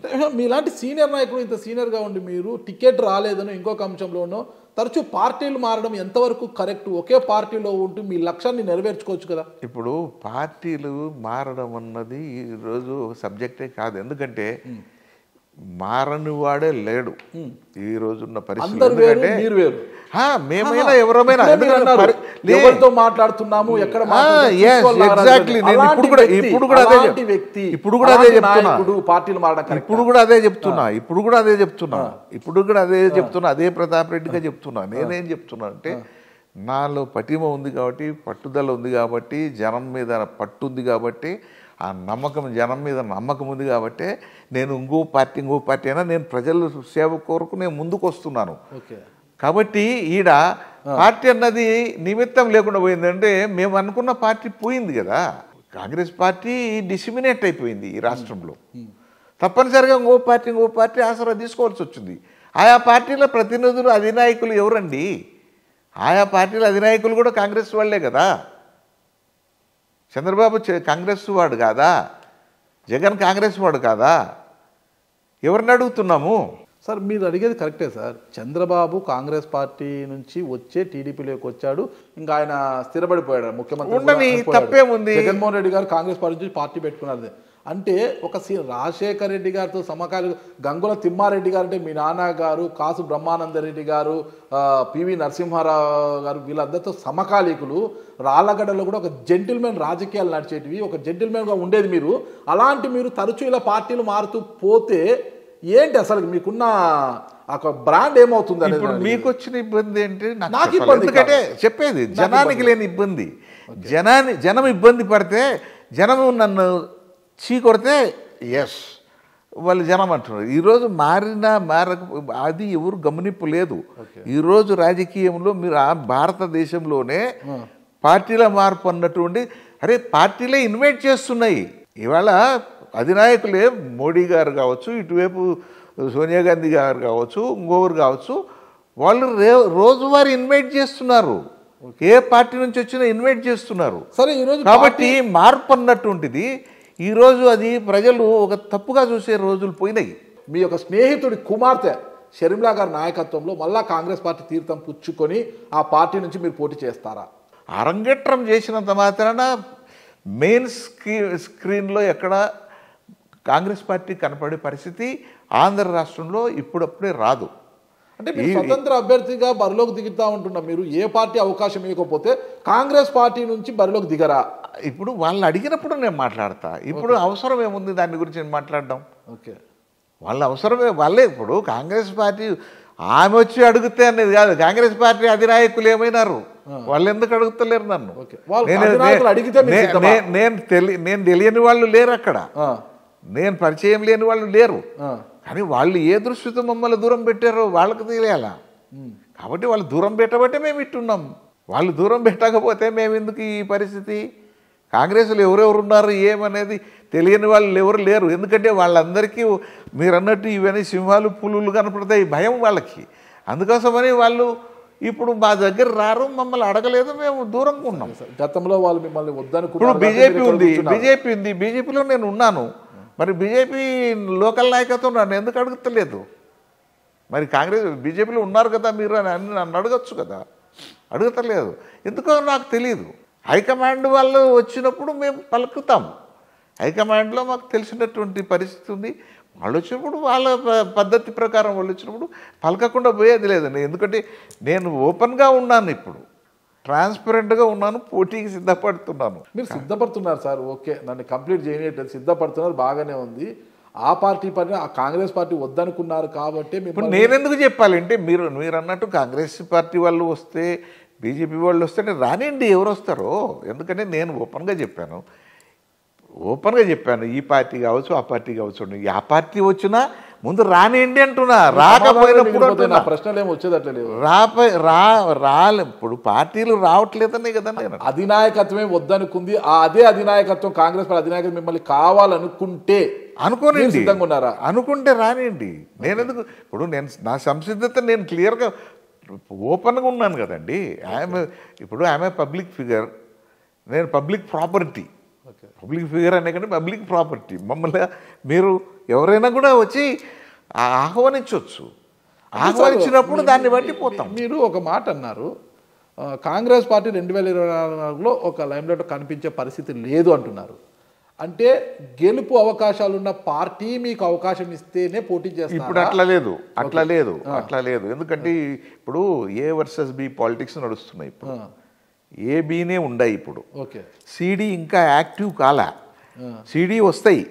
ఈ మొన్న ఎన్నికలలో లేవు. వాళ్ళు 9లో 14లో వాళ్ళు నామరూపాలు లేకుండా పోయినారు. సిడి ఇప్పుడు రాబోతాయి. ఇది కాంగ్రెస్ అండ్ బీజేపీ రెండు కూడా కొంత అరంగేట్రం చేస్తాయి. ఇప్పుడు రానియండి. అంటే జేడీ లక్ష్మీనారాయణ గారు కూడా ఒక మంచి లక్ష్యంతోనే పార్టీని స్థాపించారు. అంటే ఇప్పటివరకు మీతో ఏమైనా సంప్రదింపులు చేశారా ఇలాంటి వార్త? లేదండి, లేదు. నాకు మంచి స్నేహితుడు. నాతో అయితే ఇప్పటివరకు ఆయన మాట్లాడలేదు. అంటే ఒక వేవ్లెంత్ సమానంగా ఉన్నప్పుడు జేడీ లక్ష్మీనారాయణ గారు లాంటి వాళ్ళంటే మీకు మంచి స్నేహితుడు అని కూడా చెప్తున్నారు కదా. ఆయన ఆహ్వానం పలికితే వెళ్ళడానికి గంగుల ప్రతాప్ రెడ్డి గారు ఇప్పుడు ఆయన రానియండి. నేను ఒకటి ఎవరైనా వస్తేనే నీ సమాధానం చెప్తాను. అంతే కదా. ఇప్పుడు జనసేన కూడా ఉన్నారు, ఆయన కూడా నాకు పరిచయం కూడా లేదు. గతంలో ప్రజలకు అందుబాటులో ఉంటున్న గంగుల ప్రతాప్ రెడ్డి గారు ఆ తర్వాత నియోజకవర్గానికి దూరంగా ప్రజలకు అందుబాటులో లేకపోవడంతో మీ సోదరుడు గంగుల ప్రభాకర్ రెడ్డి గారు ఆళ్లగడ్డను ఆక్యుపై చేసేశారు అంటున్నారు. అక్కడ ఈయన ఆక్రమణ అనేది ఏం లేదండి, నేనే అవకాశం ఇచ్చాను. ఓకే, నేను ఇన్ఛార్జిగా పెట్టాను. ఎప్పుడు కూడా ఎన్నికలలో మేము బిజీగా ఉంటాం కాబట్టి ఎవరో ఒకరిని ఇన్ఛార్జ్ పెడతాం. కరెక్ట్ సార్, లోకల్గా. కరెక్ట్. ఆయనకి ఇన్ఛార్జ్ ఇచ్చాం, ఆయన ఉన్నాడు, ఆయన పోటీ చేశాడు. ఆయన కొడుకు పోటీ చేశాడు 14లో, ఆయనే కదా 14లో చేశాడు. అదే నేను చెప్పేది, 14లో ఆయన పోటీ చేశాడు, 19లో కూడా ఆయనే చేస్తాడు అనుకున్నాం. కానీ సడన్గా ఆయన కొడుకును పెట్టాడు. అప్పటికి నేను ఆ రోజుకు బీజేపీ, నేను టీడీపీలో ఉండిపోయినాను కదా, వాళ్ళు వైసీపీలోకి పోయారు. వాళ్ళు టీడీపీ నుంచి వైసీపీకి వెళ్ళారు, వైసీపీ నుంచి వాళ్ళు పోటీ చేశారు. నేను టీడీపీలో ఉండిపోయాను. టీడీపీ నాకు 19లో నాకు టికెట్ ఇచ్చింది, నేను ఫీల్డ్లో ఉండేవాడిని. అవకాశం రాలే. మీరే మీ బ్రదర్ని ఇన్ఛార్జ్గా నియమించి బాధ్యతలు ఎవరో ఒకరు ఉండాలి నియోజకవర్గం మీరే ఆడ నియమించి పోయారు. ఆ అన్న ఇచ్చిన బాధ్యతలనే నిర్వర్తించుకుంటూ ఈరోజు రాజకీయాల్లో ఆయన వైసీపీలో ఉన్నారు, ఇంకో పక్కన పెడితే వైసీపీలో కొనసాగుతున్నారు. మళ్ళా మీరే అక్కడికి వెళ్ళాలనుకుంటున్నారు. అంటే ఒక్కో కుటుంబంలో పోరు రాదంటారా? మీరిద్దరు పోరాటంలో ప్రత్యర్థికి లాభపడదంటారా? అది ఎందుకు అనుకుంటారు? ఏం జరుగుతుందో చూస్తారు కదా మీరు. ఓకే, వెండి తెర మీద చూడండి ఏం జరగబోతుంది. కానీ గంగుల ప్రతాప్ రెడ్డి గారు ఏదైనా సాధించాలి అంటే సెంట్రల్లో ఉంటే బాగుంటుంది, రాష్ట్రంలో ఉంటే ఏమవుతుంది అనేది కదా ఇక్కడ ప్రశ్న. నేను అడుగుతున్నది పార్లమెంట్. ఓకే, కుదరకపోతే నేను అసెంబ్లీకి వెళ్తాను అంటున్నారు ఇండిపెండెంట్. ఎందుకంటున్నాను అంటే నేను ఇందాక కూడా చెప్పాను, నాకు నవ్ ఆర్ నెవర్ కింద 2024 క్రూషియల్. 2024 దాటిందంటే అవతల మేము యాక్టివ్గా 2024లో వచ్చామనుకోండి, 29 గురించి మేము మాట్లాడొచ్చాము. కానీ 2024లో ఏమీ లేకపోతే మాత్రం 29 గురించి నేను మాట్లాడే పరిస్థితి లేదు. మీ కుమారుడు అది వేరు, అది వాళ్ళ ఇండివిజువాలిటీ. వాళ్ళ అవసరం, వాళ్ళ పరిస్థితి, వాళ్ళు ఇండివిజువల్గా ఎప్పుడు ఎవరిని కూడా ఎవరు ప్రమోట్ చేయరు. ఎక్కడ కూడా అవకాశం వాళ్ళు తీసుకుంటే సహకరిస్తాం. తమ్ముడిని మీరే ప్రమోట్ చేసి కదా వచ్చారు అక్కడ. అదే నేను చెప్పబోతున్నది. అది తమ్ముడైనా ఒకటే, కొడుకైనా ఒకటే. రేపొద్దున వాళ్ళుగా అవకాశం తీసుకుని వాళ్ళు వస్తామంటే ఆశీర్వచనం ఉంటుంది. అంతేగాని నువ్వు ఉండు అని ఎప్పుడు కూడా, ఇది ఆస్తి కాదు పంపిణీ చేయడానికి. ఈ రాజకీయం అనేది ప్రజలు మెచ్చాలి. ప్రజల మెప్పు పొందినవాడు వస్తున్నప్పుడు అభ్యంతరం పెట్టం మేము. అది ప్రజల సేవ అన్నది it is a different typical issue. ఎందుకంటే అందరికీ అబ్బద్దు అది. ప్రజలందరినీ మెచ్చరు. చాలా కేర్ఫుల్గా గమనించి, ఇప్పుడు ఉంటాయి కదా మామూలుగా ఏమంటారు, బండ ఇగ్గే ఎద్దులు అంటాం. అన్ని ఎద్దులు ఇగ్గలేవు, దానికి అన్నీ ఉంటాయి. దానికి కొన్ని సూళ్ళు అవి ఇవి చూస్తారు, కొన్ని మూపురం ఇంత ఉండాలి, అవి కొన్ని ఉంటాయి లక్షణాలు.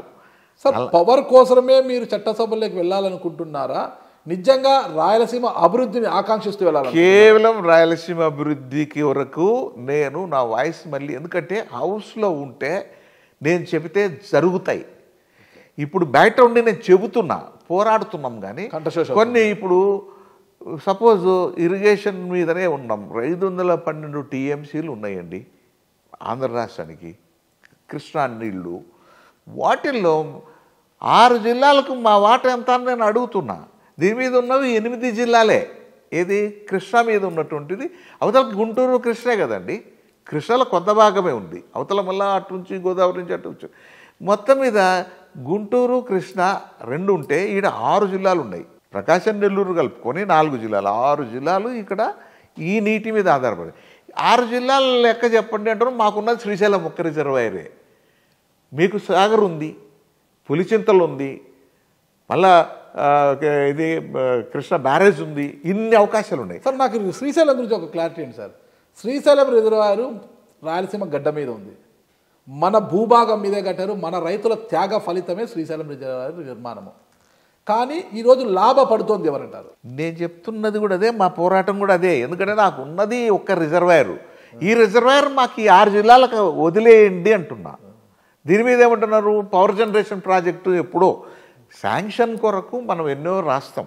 ఆ రోజుల్లో అవసరాన్ని బట్టి పవర్ జనరేషన్ ప్రాజెక్ట్ కింద వచ్చిండొచ్చు.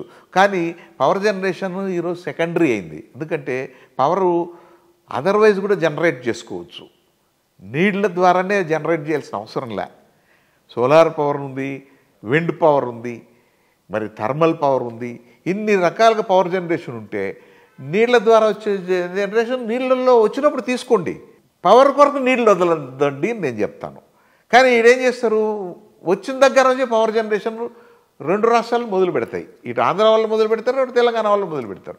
అచ్చం వాళ్ళకు ఏమి అన్స్క్రూప్లెస్గా ఒక స్థాయి వరకు తీయాలని ఉంది, అట్లా కాదు, మొత్తం తీసేస్తున్నారు. అన్యాయం జరుగుతుంది, ప్రశ్నించేవాళ్ళు లేడు. నేను దానికి పోరాడుతున్నా. ఈ పవర్ జనరేషన్ అవసరమైతే దీన్ని కర్టైల్ చేయాలి. నేను పార్లమెంట్లో వచ్చినారనుకోండి, నేషనల్ పాలసీ కింద ప్రధానమంత్రి మీద ప్రివేల్ అవుతాను. అయ్యా భవిష్యత్తులో ఎక్కడైనా సరే మాకే కాదు ఇతర ప్రాంతాల్లో ఉన్నటువంటి ఇరిగేషన్ ప్రాజెక్ట్స్ మీద పవర్ జనరేట్ చేసేటప్పుడు కేవలం నీళ్లు వదిలినప్పుడు మాత్రం పవర్ జనరేట్ చేసుకోండి, పవర్ జనరేషన్ కొరకు నీళ్లు వదలొద్దండి, నీళ్లను అచ్చం తాగునీరు సాగునీళ్ళకే ఇవ్వండి. భవిష్యత్తులో నీటి సమస్యలు ఎక్కువ పెరిగిపోతున్నాయి, ఇంకా రాను రాను కఠినమైన రోజులు రాబోతున్నాయి అని నేను చెప్తున్నాను. ఇది వాయిస్ వినపడాలా, ఎక్కడ చెప్పాలా, హౌస్లో చెప్పాలా, అంతకు మించి అవకాశం ఇంకో చోట లేదు, ఇంకో ప్లాంక్ లేదు. మాకు మీడియా ఉంది, మీ ద్వారా చెప్తున్నా, కానీ అది రీచ్ కావడం లేదు. రీచ్ కావడంలో మీరే చూస్తున్నారు, అది అందించలేకపోతుంది. నాగరాజు అందించగలిగితే I will be more happy. మీరు ఇది సాధించి పెట్టండి, నేను రాజకీయ మాటలకు అవసరం లేదు. పెట్టడానికి నేను ఎంతటోని సార్, మీరు అంతటి వాళ్ళని కాదు, నేను ఒక నా వంతు కృషి చేయడానికి వచ్చాను. నా వంతు కృషి చేయడానికి ఇక్కడికి వచ్చి కాబట్టి ఈ టాపిక్ మీద నేను ఇంతసేపు మాట్లాడుతున్నాను. ఎందుకంటే అవసరం కూడా రాయలసీమకు, మీ వాయిస్ యొక్క అవసరం కూడా, ఒక రాయలసీమ వాదిగా, రాయలసీమ బిడ్డగా నాకు కూడా అవసరమే రాయలసీమ అభివృద్ధి అనేది. అందుకే నేను మీకు ఇంత లెంతీగా నేను మాట్లాడిస్తున్నాను. ఎందుకంటే మీరు చెప్పండి, ఏం చెప్పదలుచుకున్నారు చెప్పండి అని నేను చెప్తున్నాను. చూద్దాం, మీరు చట్టసభలోకి వెళ్ళి ఈ వయసులో కూడా మీరు రాయలసీమకి ఏదో సాధించి పెట్టాలనే ఒక తపనైతే మీలో పూర్తిగా ఉంది. వయసుకు సంబంధం లేకపోయినా కూడా తపనైతే ఉంది, అది నేను గమనిస్తున్నాను. పవర్ కోసరం కాదు, రాయలసీమ అభివృద్ధి కోసం ఒక మాట అన్నారు, నేను దాన్ని స్వాగతిస్తున్నాను ఖచ్చితంగా. సరే, పార్టీలు అవకాశం ఇస్తాయా లేదా, స్వతంత్ర అభ్యర్థిగా బరిలోకి దిగితే మిమ్మల్ని ప్రజలు ఆదరిస్తారా లేదా అన్నది పక్కన పెడితే ఒక తపనైతే ఉంది. చూద్దాం అది ఎంతవరకు. అది ఒక అవకాశం తీసుకోవడమే, ఎందుకంటే ప్రజలకు అవకాశం, ఎందుకంటే ప్రజలు కూడా, నేను ప్రజల తరఫున పోరాడుతున్నటువంటి వాడిని, నాకు అవకాశం ఇచ్చినారనుకోండి. ఇదివరలో ఇండిపెండెంట్ అనేది కొత్త కాదు. మా తండ్రి గారు 2 సార్లు కూడా ఇండిపెండెంట్ ఎమ్మెల్యేనే, ఫర్ యువర్ కైండ్ ఇన్ఫర్మేషన్. మా ఫాదరు ఆయన 67లో ఇండిపెండెంటే, 78లో ఇండిపెండెంట్. పివి నరసింహారావుకి, కాసు బ్రహ్మానంద గారికి అందరికీ సమకాలీన ఆయనకు అంత కాంగ్రెస్ సన్నిహితులు స్నేహితులే, కానీ ఆయన ఎప్పుడు ఇండిపెండెంట్గానే పోటీ చేసేవాడు. కాబట్టి అదొక ఆనవాయితీ మాకు ఉంది. ఇటీవల రేవంత్ రెడ్డి గారిని, తెలంగాణ ముఖ్యమంత్రి రేవంత్ రెడ్డి గారిని కలిసారట కదా సార్? ఎస్, నాకు మంచి స్నేహితుడు, అంటే చిన్నవాడు, అంటే మీకన్నా వయసులో చాలా చిన్నవాడు. జైపాల్ రెడ్డి గారు నాకు తెలిసి మీతో, జైపాల్ రెడ్డి నేను బాగా కొలీగ్స్ అండి, మేము స్నేహితులు. మేము కాలేజ్ డేస్ నుంచి కూడా, ఆయన నాకు సీనియరు, నేను కాలేజ్ డేస్ నుంచి కూడా ఆయన కలిసి ఉండేవాళ్ళం. సార్, ఇప్పుడు మీరు నంద్యాలలో పార్టీ ఆఫీస్ పెట్టారు. ఎస్, నంద్యాలలో పార్టీ ఆఫీస్, నా ఆఫీస్. ఓకే సార్, అంటే ఒకప్పుడు అది భూమా నాగరెడ్డి గారి కార్యాలయంగా ఉంటున్న ఆయన కూడా ఉండినాడు. తర్వాత రాజగోపాల్ రెడ్డి ఉండినాడు, ఎవరు మన మల్కిరెడ్డి రాజగోపాల్, ఆయన ఆఫీసు ఉండింది. ఆ తర్వాత శిల్ప చక్రపాణి రెడ్డి ఆఫీస్ ఉండింది. ఓకే ఓకే, అది అందరితో భూమా నాగరెడ్డి అందరికి మారుకుంటా అతను పెట్టినాక వీళ్ళు కూడా పెట్టినారు. తర్వాత నేను ఈ మధ్య తీసుకున్నాను అది. ఓకే ఓకే, సింపుల్గా గంగుల కార్యాలయం అని అంతే. అది ఏ గంగుల, కాంగ్రెస్ గంగుల, టీడీపీ గంగుల ప్రతాప్ రెడ్డి కార్యాలయం అని. అదే సార్, గంగుల ప్రతాప్ రెడ్డి కార్యాలయం అని ఉంటుంది. సార్, ఒక్కసారి మీరు గ్రేటర్ రాయలసీమ ఉద్యమము ఇదంతా చెప్పారు, అదంతా బాగానే ఉంది. ఇలాంటి పుస్తకాన్ని కూడా మీరు తీసుకొచ్చారు. ఈ పుస్తకంలో ప్రతిదీ కూడా ఇచ్చారు మీరు. ఈ గ్రేటర్ రాయలసీమ ఉద్యమం కోసం పుస్తకాన్ని కూడా ముద్రించారు. ఇంత బాగుంది సార్. ప్రతి అంశము కూడా ఉద్యమం మాత్రం ఆగదు. ఆగదు. ఓకే, ఆగదు అంటున్నారు సార్. మరి మనము గ్రేటర్ రాయలసీమ ఉద్యమం దానిలో భాగంగానే సిద్ధేశ్వరం అలుగు అనేది మీరు గతంలో కూడా సిద్ధేశ్వరం ప్రాజెక్టులో బ్రిడ్జ్ కమ్ము బ్యారేజ్ అనేది మీరు ప్రతిపాదన పెట్టింది. కానీ ఇప్పుడు కేంద్రం వరకు ఐకానిక్ బ్రిడ్జ్ ఆడ ప్రవేశపెట్టింది. అసలు అక్కడ సిద్ధేశ్వరం అలుగు నిర్మిస్తే ఎవరికి నష్టము, ఎవరికి లాభం సార్? అసలు యాక్చువల్గా ఇది ఈ ప్రపోజల్ నేను రాజశేఖర్ సీఎంగా ఉన్నప్పుడే నేను ఈ ప్రపోజల్ ఇచ్చున్నాను సార్, మనకి బ్రిడ్జ్ కమ్ బ్యారేజ్ కట్టమని. ఎందుకంటే ఇక్కడ నుంచి హైదరాబాద్ను కలుపుతూ మనకు రాయలసీమ ప్రాంతానికి దగ్గర, తిరుపతికి కూడా దగ్గర అవుతుంది, అన్నిటికీ తిరుపతికి అవుతుంది, అటు మెడ్రాస్ పోవడానికి, బెంగళూరు పోవడానికి అన్నిటికీ జరుగుతుంది. ముఖ్యంగా రాయలసీమకు మంచి కనెక్షన్ అవుతుంది, నంద్యాలలో కనెక్ట్ అవుతుంది కాబట్టి అని చెప్పని నేను అప్పుడు ప్రపోజల్ ఇచ్చున్నాను. ఇచ్చిన తర్వాత దీని మీద సర్వే అన్నీ కంప్లీట్ అప్పుడే చేయించినాక అనుకోకుండా రాజశేఖర్ పోవడము, నేను ఎన్నిక కాపుకోకపోవడం అది మరణపడింది. దాని తర్వాత నేను కేంద్రంతో మాట్లాడి దీన్ని చేసి గడ్కరీ గారితో సంప్రదింపులు చేసిన తర్వాత ఆయన శాంక్షన్ చేశారు. ఏది రోడ్డు నంద్యాల హైదరాబాద్ను కలుపుతూ నంద్యాలకు రోడ్డు కనెక్షన్ శాంక్షన్ చేశారు. ఇక్కడ ఏమంటే నా కోరిక స్వార్థం అనుకోండి, ఇక్కడ ఈ రోడ్డు వస్తే ఆటోమేటిక్గా కృష్ణా రివర్ను క్రాస్ చేసేటప్పుడు బ్రిడ్జ్ కడతారు. ఆ బ్రిడ్జ్ కట్టేటప్పుడు బ్రిడ్జ్ కమ్ బ్యారేజ్ కడితే, బ్యారేజ్ కట్టడం వల్ల అటు రాయలసీమ మొత్తం ఆరు జిల్లాలకు ఉపయోగపడుతుంది. ఇది తర్వాత ఇక్కడ తెలంగాణకు కూడా ఉపయోగపడుతుంది. మన ప్రాంతమే కాదు, ఇక్కడ తెలంగాణకు కూడా ఉపయోగపడుతుంది. మహబూబ్ నగర్కు ఇప్పుడు వాళ్ళు ఎత్తిపోతలు చేసుకుంటున్నారు. పాలమూరు ఎత్తిపోతలు కానీ, కల్వకుర్తి కానీ, ఇవన్నీ కూడా ఎత్తిపోతలన్నీ దాంట్లోనే ఉన్నాయి, అదే రిజర్వాయర్లు ఉన్నాయి. మనకు కూడా పోతిరెడ్డిపాడు ఉంది, తర్వాత అన్నీ ఈ హంద్రినీవా కావచ్చు, అన్ని పోతిరెడ్డిపాడు ద్వారా పోయేటువంటి కేశ్ కెనాళ్ళు, తెలుగు గంగ అన్నీ కూడా వస్తాయి, గాలేరు నగర్ అని. అటువైపు వెలుగొండకు కూడా ఏమైందంటే, వెలుగొండ ఈ బ్యారేజ్ తర్వాత వచ్చినప్పుడు కూడా వెలుగొండకు ఎక్స్క్లూజివ్గా దానికి అవకాశం దొరుకుతుంది. సో ఏ విధంగా తీసుకున్నా కూడా మన ప్రాంతం అంతా బాగుపడుతుంది. ఇది ఎందుకంటే ఎక్కువ రోజులు నీళ్లు స్టాక్ చేసేదానికి అవకాశం పడుతుంది. ఎందుకంటే కృష్ణాలో వస్తున్నాయి, శ్రీశైలం రిజర్వాయర్ ద్వారా ఆడ డ్యామ్ నుంచి తొందరలో వెళ్ళిపోయేసి కిందకి వెళ్ళిపోయి సాగర్కి వెళ్ళిపోయి సముద్రానికి కూడా వెళ్ళిపోతున్నాయి. అట్లా కాకుండా ఎక్కువ రోజులు ఒక 2 మాసాలు అదనంగా మనం ఇక్కడ నీళ్లు నిలుపుకోగలిగితే మన ప్రాంతం అంతా కూడా సస్యశ్యామలం అవుతుంది. అదేవిధంగా డ్రింకింగ్ వాటర్ కూడా మనకే కాకుండా మెడ్రాస్ డ్రింకింగ్ వాటర్ సప్లై కూడా ఇది నుంచే ఉంది. కాబట్టి ఈ విధంగా అన్ని రకాలు కూడా మల్టీపర్పస్ ప్రాజెక్ట్ అవుతుంది. చిన్న డ్యామే కావచ్చు. అందులో ఇది ఈరోజు ప్రపోజల్ కాదు. సిద్ధేశ్వరం అన్నటువంటిది బ్రిటిషర్స్ కట్టాలని చెప్పని శాంక్షన్ చేసినటువంటి ప్రాజెక్టు. 1901 సంవత్సరంలోనే దీని మీద సర్వే చేసేసి, ఆ రోజు సర్ మెక్కంజీ ఉన్నప్పుడే దీన్ని సర్వే చేసి దాన్ని కట్టాలని చెప్పని నిర్ణయం చేసి అన్ని రకాలుగా శాంక్షన్స్ ఇచ్చారు. దాని మేరకే అది అప్పుడు దాన్ని కృష్ణా పెన్నార్ ప్రాజెక్ట్ అనేవాళ్ళు. ఇది ఇక్కడ బ్యారేజ్ కట్టేసిన తర్వాత కెనాల్స్ తీసుకెళ్ళి, అంటే ఇప్పుడు తెలుగు గంగ సోకాల్డ్ ఇప్పుడున్న తెలుగు గంగ అయితేనే ఎస్ఆర్బీసీ ఇవన్నీ కూడా ఈ కెనాల్స్ రన్ చేసేటట్టుగా up to North Arcot district వరకు కూడా, అంటే తమిళనాడులో కూడా అక్కడి వరకు కూడా మెడ్రాస్ డ్రింకింగ్ వాటర్ కూడా తీసుకోవాలనేది అప్పటి ప్రపోజల్ ఇది. So it's not a new project. అందుకోసం అని చెప్పి దీని మీదనే తరస్టిస్తూ వచ్చాం మేము. రాయలసీమ మూమెంట్లో కూడా, రాయలసీమ ఉద్యమం చేసినప్పుడు కూడా దీన్ని అడుగుతూ వచ్చాం. దాని మీదనే ఇప్పటికి కూడా అడుగుతూనే ఉన్నాం. ఇది ఢిల్లీ వాళ్ళతో మాట్లాడితే గడ్కరీ గారు శాంక్షన్ చేశారు. ఇది వచ్చిపోయేమంటే ఇప్పుడు రాష్ట్రం విడిపోయింది కాబట్టి ఇద్దరు ముఖ్యమంత్రులు ఒప్పుకోవాల్సిన పరిస్థితి ఏర్పడింది. ఒక టిక్లిష్ సిచ్యువేషన్ ఏర్పడింది. కాబట్టి ఇద్దరు ముఖ్యమంత్రులు కూడా నేను రాశాను, ఇద్దరు కూడా ఒప్పుకోండి, అటువైపు రాయలసీమ ప్రాంతం అంతా బాగుపడుతుంది, అదేవిధంగా తెలంగాణలో కూడా ఈ 3-4 మహబూబ్ నగరు, నల్గొండ, రంగారెడ్డి జిల్లాలు బాగుపడతాయి. అదేవిధంగా హైదరాబాద్ సిటీకి కూడా డ్రింకింగ్ వాటర్ స్కీమ్ కూడా తీసుకొచ్చుకోవచ్చు.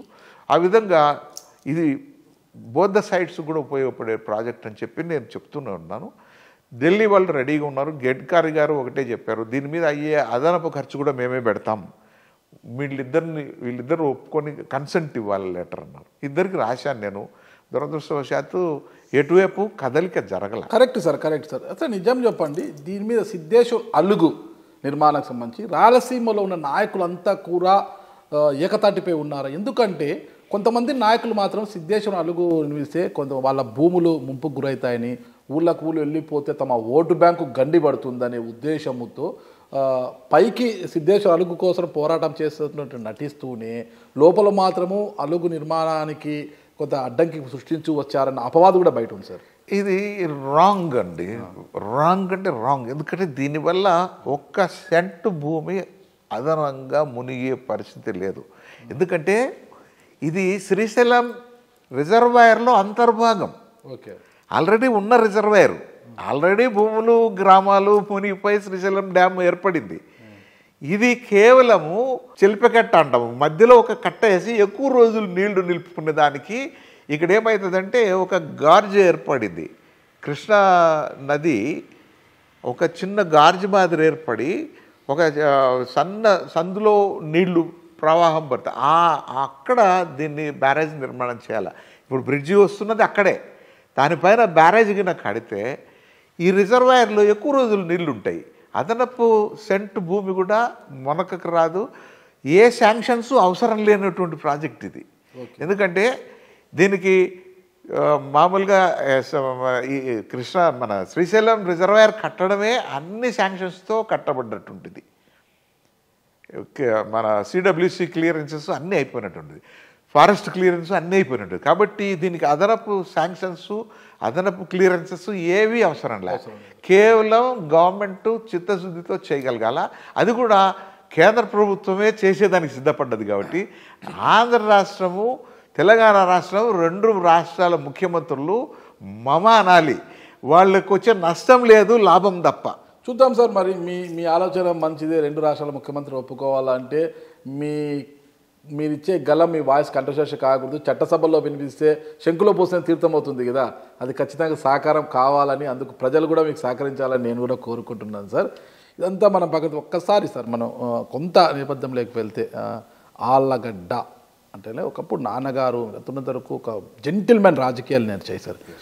అసలుకు ఒక పెద్ద మనుషుల ఒప్పందం లాగా జెంటిల్మెన్ రాజకీయాలు నడిచిన ఆ ప్రాంతంలో ఒక్కసారిగా ఆళ్ళగడ్డ అంటేనే బాంబుల గడ్డ, ఒక ఫ్యాక్షన్ ఏరియా అనే పరిస్థితికి వచ్చేసింది. ఎన్నో హత్యలు, ఎన్నో మరణాలు, ఎన్నో జరిగే రక్తపాతం ఉంది. ఆ తర్వాత శాంతి కపోతాలు ఎగరేసి శాంతి మార్గంలో నడిచారు సార్. అసలు మీకు భూమా నాగిరెడ్డి గారు కుటుంబానికి మధ్య ఉన్న ఫ్యాక్షన్ కారణంగానే బాంబుల గడ్డగా పేరుంది సార్. అసలు ఆ ఫ్యాక్షన్ వల్ల ఎవరు లాభపడ్డారు, ఎవరు నష్టపోయారంటే ఏం చెప్పాలి సార్ మనము? ఇప్పుడు ఈ ఫ్యాక్షన్ అన్నటువంటిది ప్రత్యేకంగా అనుకోకుండా వచ్చి పడ్డటువంటిదే కానీ మా ప్రాంతంలో ఉన్నటువంటిది కాదు. అనివార్య కారణంలో వచ్చింది. కారణం ఎవరని ఇప్పుడు చెప్పడం కూడా అది అసందర్భం అవుతుంది. ఎందుకంటున్నాను అంటే, ఇప్పుడు నువ్వు కారణం అంటే నేను కారణం అని చెప్పి అనుకుని మొదలు పెడితే మళ్ళీ. కాబట్టి ఇప్పుడున్న పరిస్థితి, ఈరోజున్న వాతావరణం తీసుకుంటే, ఈరోజు ఆళ్ళగడ్డ శాంతి కాముకగడ్డ. ఈరోజు సంపూర్ణంగా ప్రశాంతత ఉంది. ఏ ఎన్నికలు జరిగినా కూడా, ఎన్నికల రోజు ఏదన్నా ఆవేశాలు వచ్చినా ఆ మూమెంట్కైనా ఇప్పుడు మళ్ళీ ప్రశాంతంగా ఉంటున్నది. ఈరోజు రాజకీయంగానే కాకుండా ఆర్థికంగా కూడా ఆళ్ళగడ్డ టౌన్ కానీ, ఆళ్ళగడ్డ ప్రాంతం కానీ సుభిక్షంగా ఉంది. మొత్తం ప్రాంతం అంతా కూడా నీళ్లు తీసుకురాగలిగాం. నేను ఎందుకంటే ఈ ఫ్యాక్షన్ పోగొట్టాలన్నటువంటి ఉద్దేశంతో కేవలం నేను ఒకటే ఆలోచన చేశా. ఎట్లా పోతుంది అంటే, ఇక్కడున్న ప్రాంత ప్రజలు ఖాళీగా ఉండకూడదు. ప్రజలు ఖాళీగా ఉన్నప్పుడే ఏమన్నా సమస్యలు వస్తాయి. గ్రామాలలో అందరూ కూడా బిజీగా ఉండాలంటే ఒకటే మార్గం, అంత ప్రాంతానికి కూడా నీళ్లు తీసుకురావాలి. అందుకోసం నేను నీళ్ల కోసం పోరాడాను. అది సఫలీకృతం అయ్యాం కాబట్టి ఈరోజు తెలుగంగా సంపూర్ణంగా వచ్చింది. ఒక్క ఆళ్ళగడ్డ నియోజకవర్గంలోనే మీకు 1,20,000 ఎకరాలు పారుతుంది. ఒక్క ఆళ్ళగడ్డ నియోజకవర్గం తెలుగంగా. అదేవిధంగా కేసీ కెనాలు ఒక్క ఆళ్ళగడ్డ నియోజకవర్గంలోనే 1,00,000 పైచీలకు ఎకరాలు పారుతుంది. అంటే దాదాపు 2,35,000 ఎకరాలు దీని కింద. మా దగ్గర ఉన్న చెరువులన్నీ రిపేర్ చేశాం. దాని ద్వారా అదనంగా 50,000 ఎకరాలు వస్తున్నది. అంటే ఇప్పుడు 2.5 లక్షల పైగా ఎకరాలు నీళ్లు పారుతున్న ఒకే ఒక్క కాన్స్టిట్యున్సీ, అసెంబ్లీ కాన్స్టిట్యున్సీ అంటే దట్ ఈజ్ ఆళ్ళగడ్డ. మీకు నోబడీ కెన్ ఛాలెంజ్ దిస్. ఛాలెంజ్గా తీసుకుని చేశాం కాబట్టి ఈరోజు ప్రతి గ్రామానికి నీళ్లు ఇవ్వగలిగాం, ప్రతి ఎకరా తడపగలిగాం. రైతులందరూ కూడా బిజీగా ఉన్నారు. 2 కార్లు కాదు, కొండసాల ప్రాంతంలో అయితే 3 కార్లు పండిస్తున్నారు. నా గ్రామాలన్నీ కూడా సుభిక్షంగా ఉన్నాయి. ఘర్షణ కాదు, గలాట కాదు, టైం లేదు వాళ్లకు. అందరూ బిజీగా ఉన్నారు. అందరూ పిల్లల్ని చదివించుకుంటున్నారు. మేము భగవంతుని దయ వల్ల ఆ ప్రాంతం అంతా కూడా ఈరోజు సుభిక్షంగా ఉంది. ఆ నరసింహస్వామి దయ వల్ల గ్రామాలన్నీ కూడా సుభిక్షంగా ఉన్నాయి. అన్ని గ్రామాల్లో కూడా ఇళ్ళు కూడా సంపూర్ణంగా కట్టించాం. 45,000 ఇళ్ళు కట్టించానని చెప్పి నేను సగర్వంగా చెప్పగలుగుతున్నాను. ఒకే ఒక నియోజకవర్గంలో 45,000 ఇళ్ళు కట్టినటువంటిది ఒక అలగడ్డ. మళ్ళీ కూడా నేను రికార్డు చెప్తున్నాను. అదేవిధంగా స్కూల్ లేని గ్రామం లేదు, ఎలక్ట్రిసిటీ లేని గ్రామం లేదు, డ్రింకింగ్ వాటర్ సమస్య లేని సమస్య ఉన్న గ్రామం లేదు. అంటే ఈరోజు డ్రింకింగ్ వాటర్ స్కీమ్ కూడా అన్నీ తీసుకొచ్చాను. ప్రతి గ్రామానికి కూడా మంచినీళ్ళు ఇస్తున్నాం. ఆ విధంగా అభివృద్ధిని ఒక దృష్టిలో పెట్టుకొని చేయడంతో అక్కడ ప్రజలకి ఈరోజు ఘర్షణ పడాల్సిన సందర్భము లేదు, సమయము లేదు. ఈరోజు అందరూ సుభిక్షంగా ఉన్నారు. వాళ్ళ పిల్లలు చదువుకుంటున్నారు. ప్రతి గ్రామానికి కనెక్టివిటీ ఇచ్చాను. ప్రతి గ్రామానికి రోడ్లు వెళ్ళేదానికి అన్ని అవకాశాలు ఇచ్చాము. ఇవన్నీ కూడా నేను ఒక లక్ష్యంతో చేశాను. అందుకోసమనే అక్కడ ఫ్యాక్షన్ లేకుండా పోయింది. సంతోషం సార్. అసలు ఒకప్పుడు ఫ్యాక్షన్ అంటే మీ గంగుల ప్రతాప్ రెడ్డి గారు, భూమా ఫ్యాక్షన్ నాయకులు ఇద్దరు కూడా శాంతి మార్గం పయనించారు. అక్కడక్కడ ఇప్పటికీ కూడా కొంతమంది ఈ వర్గ పోరుతో ఇంకా అట్టకాగుతున్నారు చిన్నగా అక్కడక్కడ కూడా. అలాంటి వారికి మీరిచ్చే సందేశం ఏంటి సార్? అసలు ఈరోజు నాకు తెలిసి అటువంటి మీకు వర్గ పోరు అంటూ ఏమీ లేదు. ఏ గ్రామాలలో కూడా మీకు చిన్న సమస్యలు కూడా తగాదాలు పడుతున్నటువంటి వాళ్ళు కూడా ఎక్కడ లేరు. మీరు వినండి కావాలంటే. ఒక కేసు కూడా మీరు గమనించండి. 0 అని చెప్తాను నేను. 0 కావాలనే కోరుకుంటున్నాను. 0. ఎందుకంటే దీంట్లో అభినందించాల్సింది నేను చేశాను. ఒక చేతో చప్పట్లు కొట్టలేము. అది 2 చేతుల్లో 2 చేతులు. అవతల వాళ్ళు కూడా దీనికి సహకరించారు కాబట్టి కరెక్ట్. అది ప్రశాంతత ఏర్పడింది ఈరోజు. ఇప్పుడు మూలాలు తీసుకుంటే భూమా బాలరెడ్డి గారిని ఎవరు చంపారు, ఎందుకు చంపారు, ఎలా జరిగింది అనేది పోతే అది ఇంకా పెద్ద చరిత్ర లేకపోవాలి. అలాంటి మూలాలు నేనేం అడగడం లేదు. ఆ రోజు అలా జరిగింది. ఈరోజు ప్రశాంతంగా ఉంది. ఇంకా మిగతా ప్రాంతాలు అక్కడక్కడ ఇలాంటి వర్గపోర్లు ఉన్నాయి. మీలాంటి వారు ఇలాంటి సందేశం ఇస్తారనేది నాకు తెలిసి నన్ను ఒక రోల్ మోడల్గా తీసుకొని మొత్తము రాయలసీమ ప్రాంతంలోనే ముఖ్యంగా కర్నూలు జిల్లా మాత్రం ఎక్కడ అందరూ కూడా ఫాలో అయ్యారని నేను అనుకుంటున్నాను. ఎందుకంటే చాలా వరకు అందరూ కూడా అనేది తగ్గించుకుంటే బాగుంటుందని ప్రతి చోట ఇప్పుడు ప్రశాంత వాతావరణం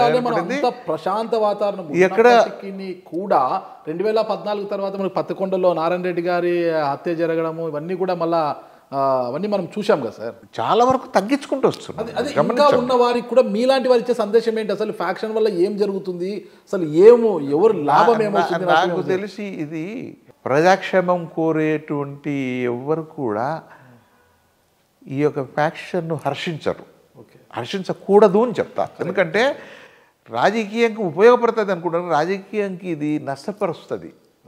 మీరు లాంగ్ రన్లో ఎవరైనా కూడా ప్రశాంతత ఉంటే రాజకీయానికి ఉపయోగపడదేమో అని అనుకుంటారు. అది రాంగ్ అంటాను. మీరు ప్రశాంతత ఉంటేనే మీరు రాజకీయం కూడా చేయగలుగుతారు, ప్రశాంతంగా చేయగలుగుతారు. ఈరోజు ప్రశాంతంగా ఉన్నారు కాబట్టి మీరు రాయలసీమ అభివృద్ధి కోసము పాటుపడాలనే ఒక ఆకాంక్ష, ఒక తపన వచ్చింది. ఫ్యాక్షన్లో ఉంటే ఎంతసేపు కూడా మీ ప్రాణాలు కాపాడుకోవడానికి, మీ మందిని కాపాడుకోవడానికి, వర్గాన్ని కాపాడుకోవడానికి టైం సరిపోతుంది. ఈ ఆలోచన అనేది ఉండదు కదా, ఇంకా వేరే ఆలోచన ఉండదు కదా. ఈరోజు ఇంత మీద ప్లజెంట్గా ఎంతసేపు రాయలసీమ ఉద్యమం అంటున్నారు. మీరు ప్రశాంత మార్గంలో ఉన్నారు కాబట్టి అలాంటి మార్గంలో అందరూ నడవాలి సార్. రాయలసీమ ఉద్యమం కొరకు నేను గ్రేటర్ రాయలసీమ బుక్ కూడా రాసి ఉన్నానండి. మీరు కూడా ఇది డీటెయిల్గా వెళ్ళండి. చూశాను, పూర్తిగా చదవలేదు. మాకు గ్రేటర్ రాయలసీమ అంటే గ్రేటర్ రాయలసీమను మాకు సపరేట్ రాయలసీమ స్టేట్ హుడ్ కూడా, ఎందుకంటే స్టేట్ విడిపోయినప్పుడు విడిపోతే చెడిపోయేది రాయలసీమే కాబట్టి మా 6 జిల్లాలు కలిపి మాకు రాష్ట్రం ఇవ్వమని కూడా నేను కోరడం జరిగింది. ఆ రోజు హైకమాండ్ను కూడా ఒప్పించడం కూడా జరిగింది. దురదృష్టవశాత్తు ఆ రోజు ఆ హౌస్లో ఉన్నటువంటి నాయకులు ఎవరు రాయలసీమ జిల్లాలతో పాటు ప్రకాశం నెల్లూరు కలిపి మాకు సపరేట్ చేయమని నేను దీని కొరకు కూడా నేను ఇప్పుడు రావాలనుకుంటున్నాను రాజకీయంలోకి. సార్ ఫైనల్గా ఒకటే ప్రశ్న సార్, మీకు ఇష్టమైతే చెప్పండి, లేకపోతే లేదు. ఒకటే స్ట్రైట్గా, అదేం పెద్ద ఇదేం కాదు. గంగుల ఫ్యామిలీ అంటే గంగుల గోడౌన్ అంటారు కదా సార్, ఆ గోడౌన్ ఎందుకు నిర్మించారు సార్ ఆలగడ్డలో?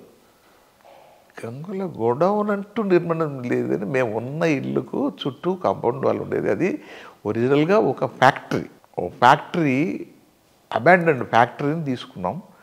ఆ ఫ్యాక్టరీలో ఉండినాం కాబట్టి అది దాన్ని గోడౌన్ అనే గోడౌన్లు ఉంటారా గోదాములోని అట్లా ఉండేది కాబట్టి దానికి అయితే అది కథలు వినిపించాడు. అక్కడ నుంచి అన్ని జరిగేటివి ఏమి జరిగేవి మారణాయుధాల తయారీ కావచ్చు, బాంబుల తయారీ, నాటు తుపాకుల తయారీ అన్ని అక్కడే జరిగేటివి అనేది అప్పుడు మేము వింటున్న కథలు అనమాట.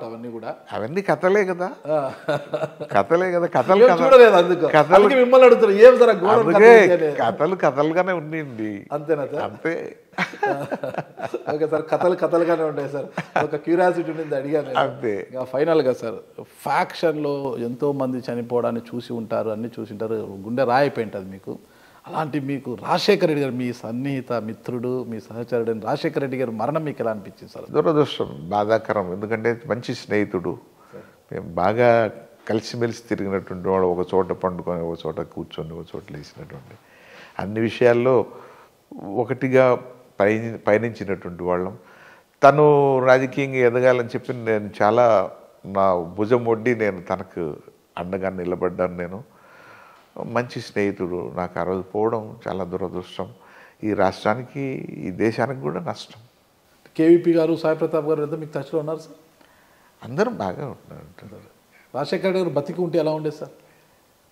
నేను చెప్పాను కదా, రాయలసీమ గ్రేటర్ రాయలసీమ ఏర్పడి ఉండేది పక్కానా? ఖచ్చితంగా. Okay sir. మరి అంత మంచి స్నేహితుడు, ఆయన కుమారుడు జగన్మోహన్ రెడ్డి గారు వెంట మీరు ఎందుకు లేరు అంటే ఏం చెప్తారు? మేము లేమని ఎట్లా అనుకుంటారు? ఎందుకంటే అబ్బాయి వాళ్ళ తండ్రి చనిపోయినాక పోయి పలకరింపులు అన్నీ చేశాము. అబ్బాయి రాజకీయం ఆ అబ్బాయి చేసుకుంటున్నాడు. మేము ఎక్కడ దాంట్లో ఆయన అవసరం ఉన్నప్పుడు నేను పోయి కలిశాను కూడా. ఆయన పోయి పలకరించాము, మాట్లాడడం చేశాము. ఆయన అవసరం అనుకున్నప్పుడు పిలిస్తే మనం రెడీగా ఉన్నాం. ఎక్కడ మేము పిలిస్తే వెళ్ళడానికి రెడీ. ఎవరైనా కూడా సలహా సంప్రదింపు అడిగినప్పుడు చెప్పాలే కానీ నేను ఉచిత సలహా ఇవ్వలేను కదా. ఓకే సార్, నేను చాలామంది నాయకులు ఇంటర్వ్యూ చేసినప్పుడు వాళ్ళ నేపథ్యం గురించి అడుగుతుంటా సార్. కానీ మీ నేపథ్యం గురించి అడగాల్సిన పని లేదు, అంతా కూడా అందరికి తెలిసిన విషయమే.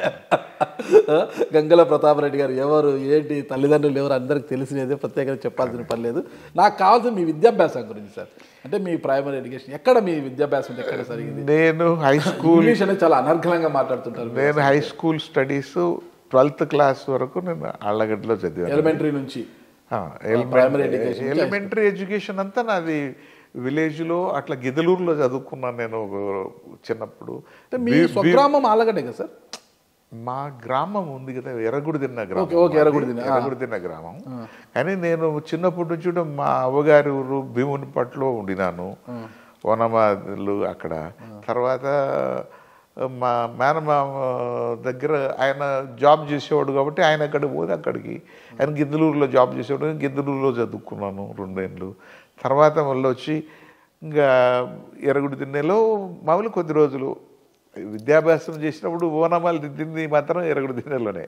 ఇసుకలో దిద్దాం మేము, ఇసుకలో దిద్దాం మేము ఓనమాలు. ఆ విధంగా జరిగింది. ఆళ్ళగడ్డలో 6th క్లాస్ నుంచి 12th క్లాస్ వరకు ఆళ్ళగడ్డ. ఓకే. 12th అయినాక గ్రాడ్యుయేషన్ నేను మన ఫస్ట్ నేను లయోలా కాలేజ్, విజయవాడ లయోలాలో నేను ఫస్ట్ ఇయర్ BSc చేశాను. సెకండ్ ఇయర్ ఆన్వర్డ్స్ నేను హైదరాబాద్ వచ్చేసాను. సెకండ్ ఇయర్లో న్యూ సైన్స్ కాలేజ్లో, ఇక్కడ న్యూ సైన్స్ కాలేజ్ నారాయణగూడ, అప్పుడు అక్కడ అదొకటే ఉండింది. తర్వాత వచ్చి మధ్యలో మళ్ళా బ్రాంచెస్ కూడా వచ్చినాయి అమీర్పేటలందు. మేము ఉండగా న్యూ సైన్స్ కాలేజ్ మా సుదర్శనం గారు ప్రిన్సిపాల్గా ఉండినారు. అట్లా నేను గ్రాడ్యుయేషన్ చేశాను, ఇక్కడ BSc చేశాను. తర్వాత లా చేశాను. అయితే లా ఫైనల్ ఎగ్జామ్ రాయక మొదలే మా మదర్ సిక్ కావడం, చనిపోవడం, నేను డ్రాప్ కావాల్సి వచ్చింది. దాని తర్వాత వెంటనే 1 సంవత్సరంన్నర లోపలనే ఫాదర్ కూడా చనిపోవడం. ఇంకా నేను ఇంకా ఆ ఎగ్జామ్ ఇవ్వకుండానే నేను ఎన్నికల బరిలోకి వచ్చేసాను. ఫాదర్ చనిపోవడంతో ఎమ్మెల్యేగా ఉండడం, శాసనసభ్యుడిగా ఖాళీ పడడం, నేను ఇమ్మీడియట్గా ఎలక్ట్ కావడం. నేను 28వ ఏట నేను ఫస్ట్ ఎమ్మెల్యే అయినాను. ఆ విధంగా నేను ఆ ఎడ్యుకేషన్ అట్లా నేను లా 3 years కంప్లీటెడ్. ఫైనల్ ఎగ్జామ్లో కొన్ని ఎగ్జామ్స్ ఇవ్వలే, ఇంకా 1-2 రాసే లోపల మదర్ చనిపోవడం, ఫాదర్ చనిపోవడం అట్లా వరుసగా జరిగినాయి. ఇది నా ప్రస్థానం. అమ్మగారు సాధారణ మనమే, నాన్నగారిది తెలిసిన విషయమే. అమ్మ వైపు నుంచి మా మేనమామ గమ్మగో గారు ఎమ్మెల్యేగా ఉండినారండి. కోయిలకుంట్ల కాన్స్టిట్యున్సీ ఎమ్మెల్యేగా ఉన్నారు ఆయన సోషలిస్ట్ మూమెంట్లో ఆయన ఉండినాడు. ఆయన ఉద్యమకారుడు, జైలుకు పోయినటువంటి వాడు. అంత టైం ఉండింది సార్ అప్పుడు, రాజకీయ కుటుంబము అంతా, బిఎస్సి సైన్స్ చదివేంత ఊపిక ఉండిందా మీకు? చదివానండి. సార్ ఫైనల్గా ఏ రాజకీయ పార్టీ అవకాశం ఇచ్చినా ఇవ్వకపోయినా 2024లో రాజకీయ ముఖ చిత్రంలో గంగుల ప్రతాప్ రెడ్డి గారి పేరు మాత్రం కనిపిస్తుంది అంటారు? ఖచ్చితంగా, no doubt. Okay sir, Jaganmohan Reddy గారి పరిపాలన గురించి స్ట్రైట్గా చెప్పాలంటే ఏం చెప్తారు? ఇప్పుడు పరిపాలించే ప్రతి వాళ్ళల్లో కూడా అండి కొన్ని మంచి ఉంటాయి, కొన్ని చెడు ఉంటాయి. మనం తీసుకునే దాన్ని బట్టి ఉంటుంది. కొన్ని విషయాలు మంచిగా ఉంటాయి. ఇప్పుడు నాకు తెలిసి జగన్మోహన్ రెడ్డి చేస్తున్న దాంట్లో ఎడ్యుకేషన్ మీద బాగా తరస్టిస్తున్నాడు ఆయన.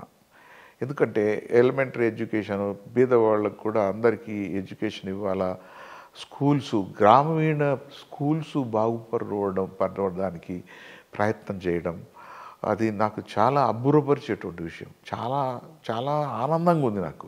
ఎందుకంటే ఇది మా కోరిక. ముఖ్యంగా రాయలసీమలో ఉన్నాం కాబట్టి చిన్న చిన్న గ్రామాలలో కూడా ఉన్న స్కూల్స్ బాగుపడాలా, మంచి అందమైన వాతావరణంలో పిల్లలు చదువుకోవాలా అన్నటువంటి దానికి ఎక్కువ తరస్టిస్తున్నాడు. ఆ విధంగా దానికి నేను అభినందనీయుడు. ఆయన ఖచ్చితంగా బాగా చేస్తున్నాడు. ఎడ్యుకేషన్ విషయంలో is taken lot of care. అదేవిధంగా హెల్త్ పరంగా కూడా రూరల్ హాస్పిటల్స్ కూడా అద్భుతంగా వాటిని బిల్డ్ చేస్తున్నాడు. ఎందుకంటే అర్లియర్ డేస్లో పిహెచ్సిస్ ఉండేవి. మా ఫాదర్ సమితి ప్రెసిడెంట్ ఉన్నాడు. పిహెచ్సిస్ చాలా స్ట్రాంగ్గా ఉండేవి. పబ్లిక్ హెల్త్ సెంటర్స్ అని చెప్పి ప్రైమరీ హెల్త్ సెంటర్స్ అని అవి ఆ రోజుల్లో చాలా స్ట్రాంగ్గా ఉండేవి. అవి ఇప్పుడు మళ్ళా రిజ్యూవనేట్ అయ్యి ఇప్పుడు కొద్దిగా మళ్ళీ పునరుజ్జీవం పోసుకునేటువంటి విధంగా హాస్పిటల్స్ బిల్డ్ చేయడంలో, హెల్త్ ఇవ్వడానికి తపన కనపడుతూ ఉంది. ఎప్పుడు కూడా అండి మనం ఎవరు మొదలుపెట్టినా నేను నా అజెండాలో కూడా ఫస్ట్ నేను ఇట్లా మాట్లాడితే first and health and education అంటాను నేను. అంతే సార్, హెల్త్ అండ్ ఎడ్యుకేషన్ రెండు ముఖ్యమైనవి. అండ్ దెన్ అంటే first and foremost thing is food అండి. ఫుడ్, హెల్త్ అండ్ ఎడ్యుకేషన్, ఈ రెండు ఉండాలి. Food, health and education, agriculture. So వ్యవసాయం స్ట్రాంగ్ ఉండాలా, హెల్త్ అండ్ ఎడ్యుకేషన్ ఇవ్వాలా. వ్యవసాయపరమైన రాష్ట్రం కాబట్టి మన దేశమే వ్యవసాయపరమైన దేశం. దాంట్లో అందున ముఖ్యంగా ఆంధ్ర రాష్ట్రం వ్యవసాయపరమైన రాష్ట్రం కాబట్టి అట్మోస్ట్ కేర్ అగ్రికల్చర్కి ఇవ్వాలా, దెన్ హెల్త్ అండ్ ఎడ్యుకేషన్. ఈ మూడు ఇవ్వగలిగినటువంటి వాళ్ళు అన్ని ఇచ్చినట్టే. ఇక మిగతావి అంటారు సరే, ఆయన సోషల్ ఏమంటారు దాన్ని, ఆబ్లిగేటరీగా అందరికీ మామూలుగా ఇవి ఇస్తున్నారు. మామూలుగా స్ట్రెంగ్త్ వెల్ఫేర్ స్కీమ్స్ ఎక్కువ ఇస్తున్నారు. అవి వెల్ఫేర్ స్కీమ్స్ అవసరమే. నా దృష్టిలో ఏమవుతుందంటే, ఒక కుటుంబానికి నువ్వు అన్నీ ఫ్రీగా ఇచ్చే బదులు వాళ్ళకి సెల్ఫ్ రిలయన్స్, ఒక స్ట్రెంగ్త్ ఇవ్వండి, సంపాదించుకునండి. ఇప్పుడు మామూలుగా ఒక సామెత ఉంది, ఇంగ్లీష్లో చెప్తారు, చేప పట్టడానికి వానికి అలవాటు చేయండి, చేప పట్టించి ఇవ్వకండి. అంతేలేండి. అంటే ఫుడ్ వాడు సంపాదించుకునే స్తోమత ఇవ్వండి, కెపాసిటీ ఇవ్వండి, వాడి కొనుగోలు శక్తి పెంచండి. దానికి నేనేమంటానంటే వాడికున్న ప్రతి ఎకరా అరెకరాకు నీళ్ళు ఇవ్వండి. ఖచ్చితంగా వాడు మీకు దేశానికి అన్నం పెడతాడు. ఈ సూత్రమే నేను పాటించాను, నా ప్రాంతం అభివృద్ధి చేసుకోగలిగాను. రాయలసీమ అంతా కూడా అభివృద్ధి అవుతుందనే నమ్మేటువంటి వాడిని. అందుకోసం రాయలసీమకు నీళ్లు కావాలి, ప్రతి ఎకరా తడపాలంటాను. ఎందుకంటే బంగారు పండిస్తారు. ఖచ్చితంగా సార్, మీ కళ నెరవేరాలని కోరుకుంటాను. ఇప్పుడు తీసుకుంటే జగన్మోహన్ రెడ్డి వైఎస్ఆర్ కాంగ్రెస్ పార్టీ ఒంటరిగా రాబోతుంది. ఇక్కడ ఇప్పటికే టీడీపీ, జనసేన పొత్తులో ఉన్నాయి, కలిసి వస్తామంటారు. బీజేపీ కూడా కలిసి చెప్పిస్తారు, ఇంకొక ఆయన చెప్పించకపోతే అదే కదా, మూడు కలిసి వస్తాయంటున్నారు. చంద్రబాబు నాయుడు గారి పరిస్థితి ఏంటి? మూడు కలిసి. చంద్రబాబులో కూడా సుగుణాలు ఉన్నాయి. చంద్రబాబు కూడా ఆయన కూడా అభివృద్ధి కాంక్షిస్తూ మామూలుగా చేశాడు. ఎందుకంటే ఆయన ఈ వడుకల్ మన ఐటీ ఇన్ఫర్మేషన్ టెక్నాలజీని బాగా ప్రాచుర్యం తీసుకురావడంలో ఆయన బాగానే చేసుకొచ్చారు. దానివల్ల ఎంప్లాయ్మెంట్ జనరేషన్ బాగానే జరిగింది. ఇది ఇంకా బాగా జరగాల. ఆంధ్ర రాష్ట్రంలో అది లోపభూయిష్టంగా ఉంది. ఎందుకంటే చంద్రబాబు ఒకటే నేను గమనించింది ఏమంటే ఆయన చెప్తాడు, ఇంకోటి చెప్తాడు. అట్లా కాకుండా ఇప్పుడు ఆయన అమరావతి అన్నాడు. అమరావతి ఎక్కడ పెట్టాలన్న దాంట్లో ఆయన రాంగ్ స్టెప్ వేసాడంటాను నేను. రాజధాని కోర్స్ రాజధాని పెట్టడంలో రాయలసీమ వాళ్ళని అడగలేదని అదొక డిఫరెంట్ సబ్జెక్ట్. నేను I'm not going to that. పెట్టడం అయితే పెట్టాడు, తన ఇష్టం వచ్చిన పెట్టాడు. అయితే దాన్ని ఆయన చేయవలసింది ఏంటంటే Vijayawada to Guntur to Ongole all along road ఆయన ఏమి చేయకుండా కాన్సన్ట్రేట్ ఊరికే అక్కడ చేసి ఉంటే ఈరోజు అంత లాంగ్ సిటీ ఏర్పడిపోయిండేది. అట్లా కాకుండా దాన్ని షిఫ్ట్ చేసుకొని ఈ నది ఒడ్డుకు వచ్చి మంచి పండేటువంటి భూములను తీసుకోవడము, అక్కడనే ఆయన రాంగ్ స్టెప్ వేశాడు. అది అక్కడే కునారిల్లిపోయింది. ఇక అది పైకి వస్తుందా రాదా తెలియదు. ఇప్పుడు ఏదో పోరాడుతున్నారు పాపం అక్కడ ఉన్న జనం, ఎందుకంటే వాళ్ళకి ఆశ పెట్టాడు, వాళ్ళ భూములు తీసుకున్నాడు కాబట్టి సహజంగా పోరాడుతున్నారు. కానీ అది లోపభూయిష్టం అనే ప్రాంతంలో ఆయన సెలెక్ట్ చేసుకున్నాడు. అట్లా కాకుండా గుంటూరు విజయవాడ నుంచి ఒంగోలు వరకున నడిపించుంటే ఆల్ లాంగ్ రోడ్డు పెద్ద సిటీ ఏర్పడిపోయింది పాటికి. సరే సార్, ఇన్నాళ్ళు దూరంగా ఇప్పుడు ప్రజలకు మళ్ళా రాజకీయంగా చేరువై రాయలసీమ అభివృద్ధి కోసం ఆకాంక్షిస్తున్నారు కదా, రాయలసీమ ప్రజలకు గంగుల ప్రతాప్ రెడ్డి గారు ఇచ్చే సందేశం ఏంటి? రాయలసీమ ప్రజలందరూ కూడా గ్రేటర్ రాయలసీమ కోసం పోరాడాలి, మనం సాధించుకోవాలి. అది సాధించుకున్న నాడే మన నీళ్లు మనకు దక్కినాడే మనము సెల్ఫ్ రిలయన్స్ వస్తుంది. ఆర్థికంగా అన్ని కుటుంబాలు పుంజుకోగలుగుతాయి.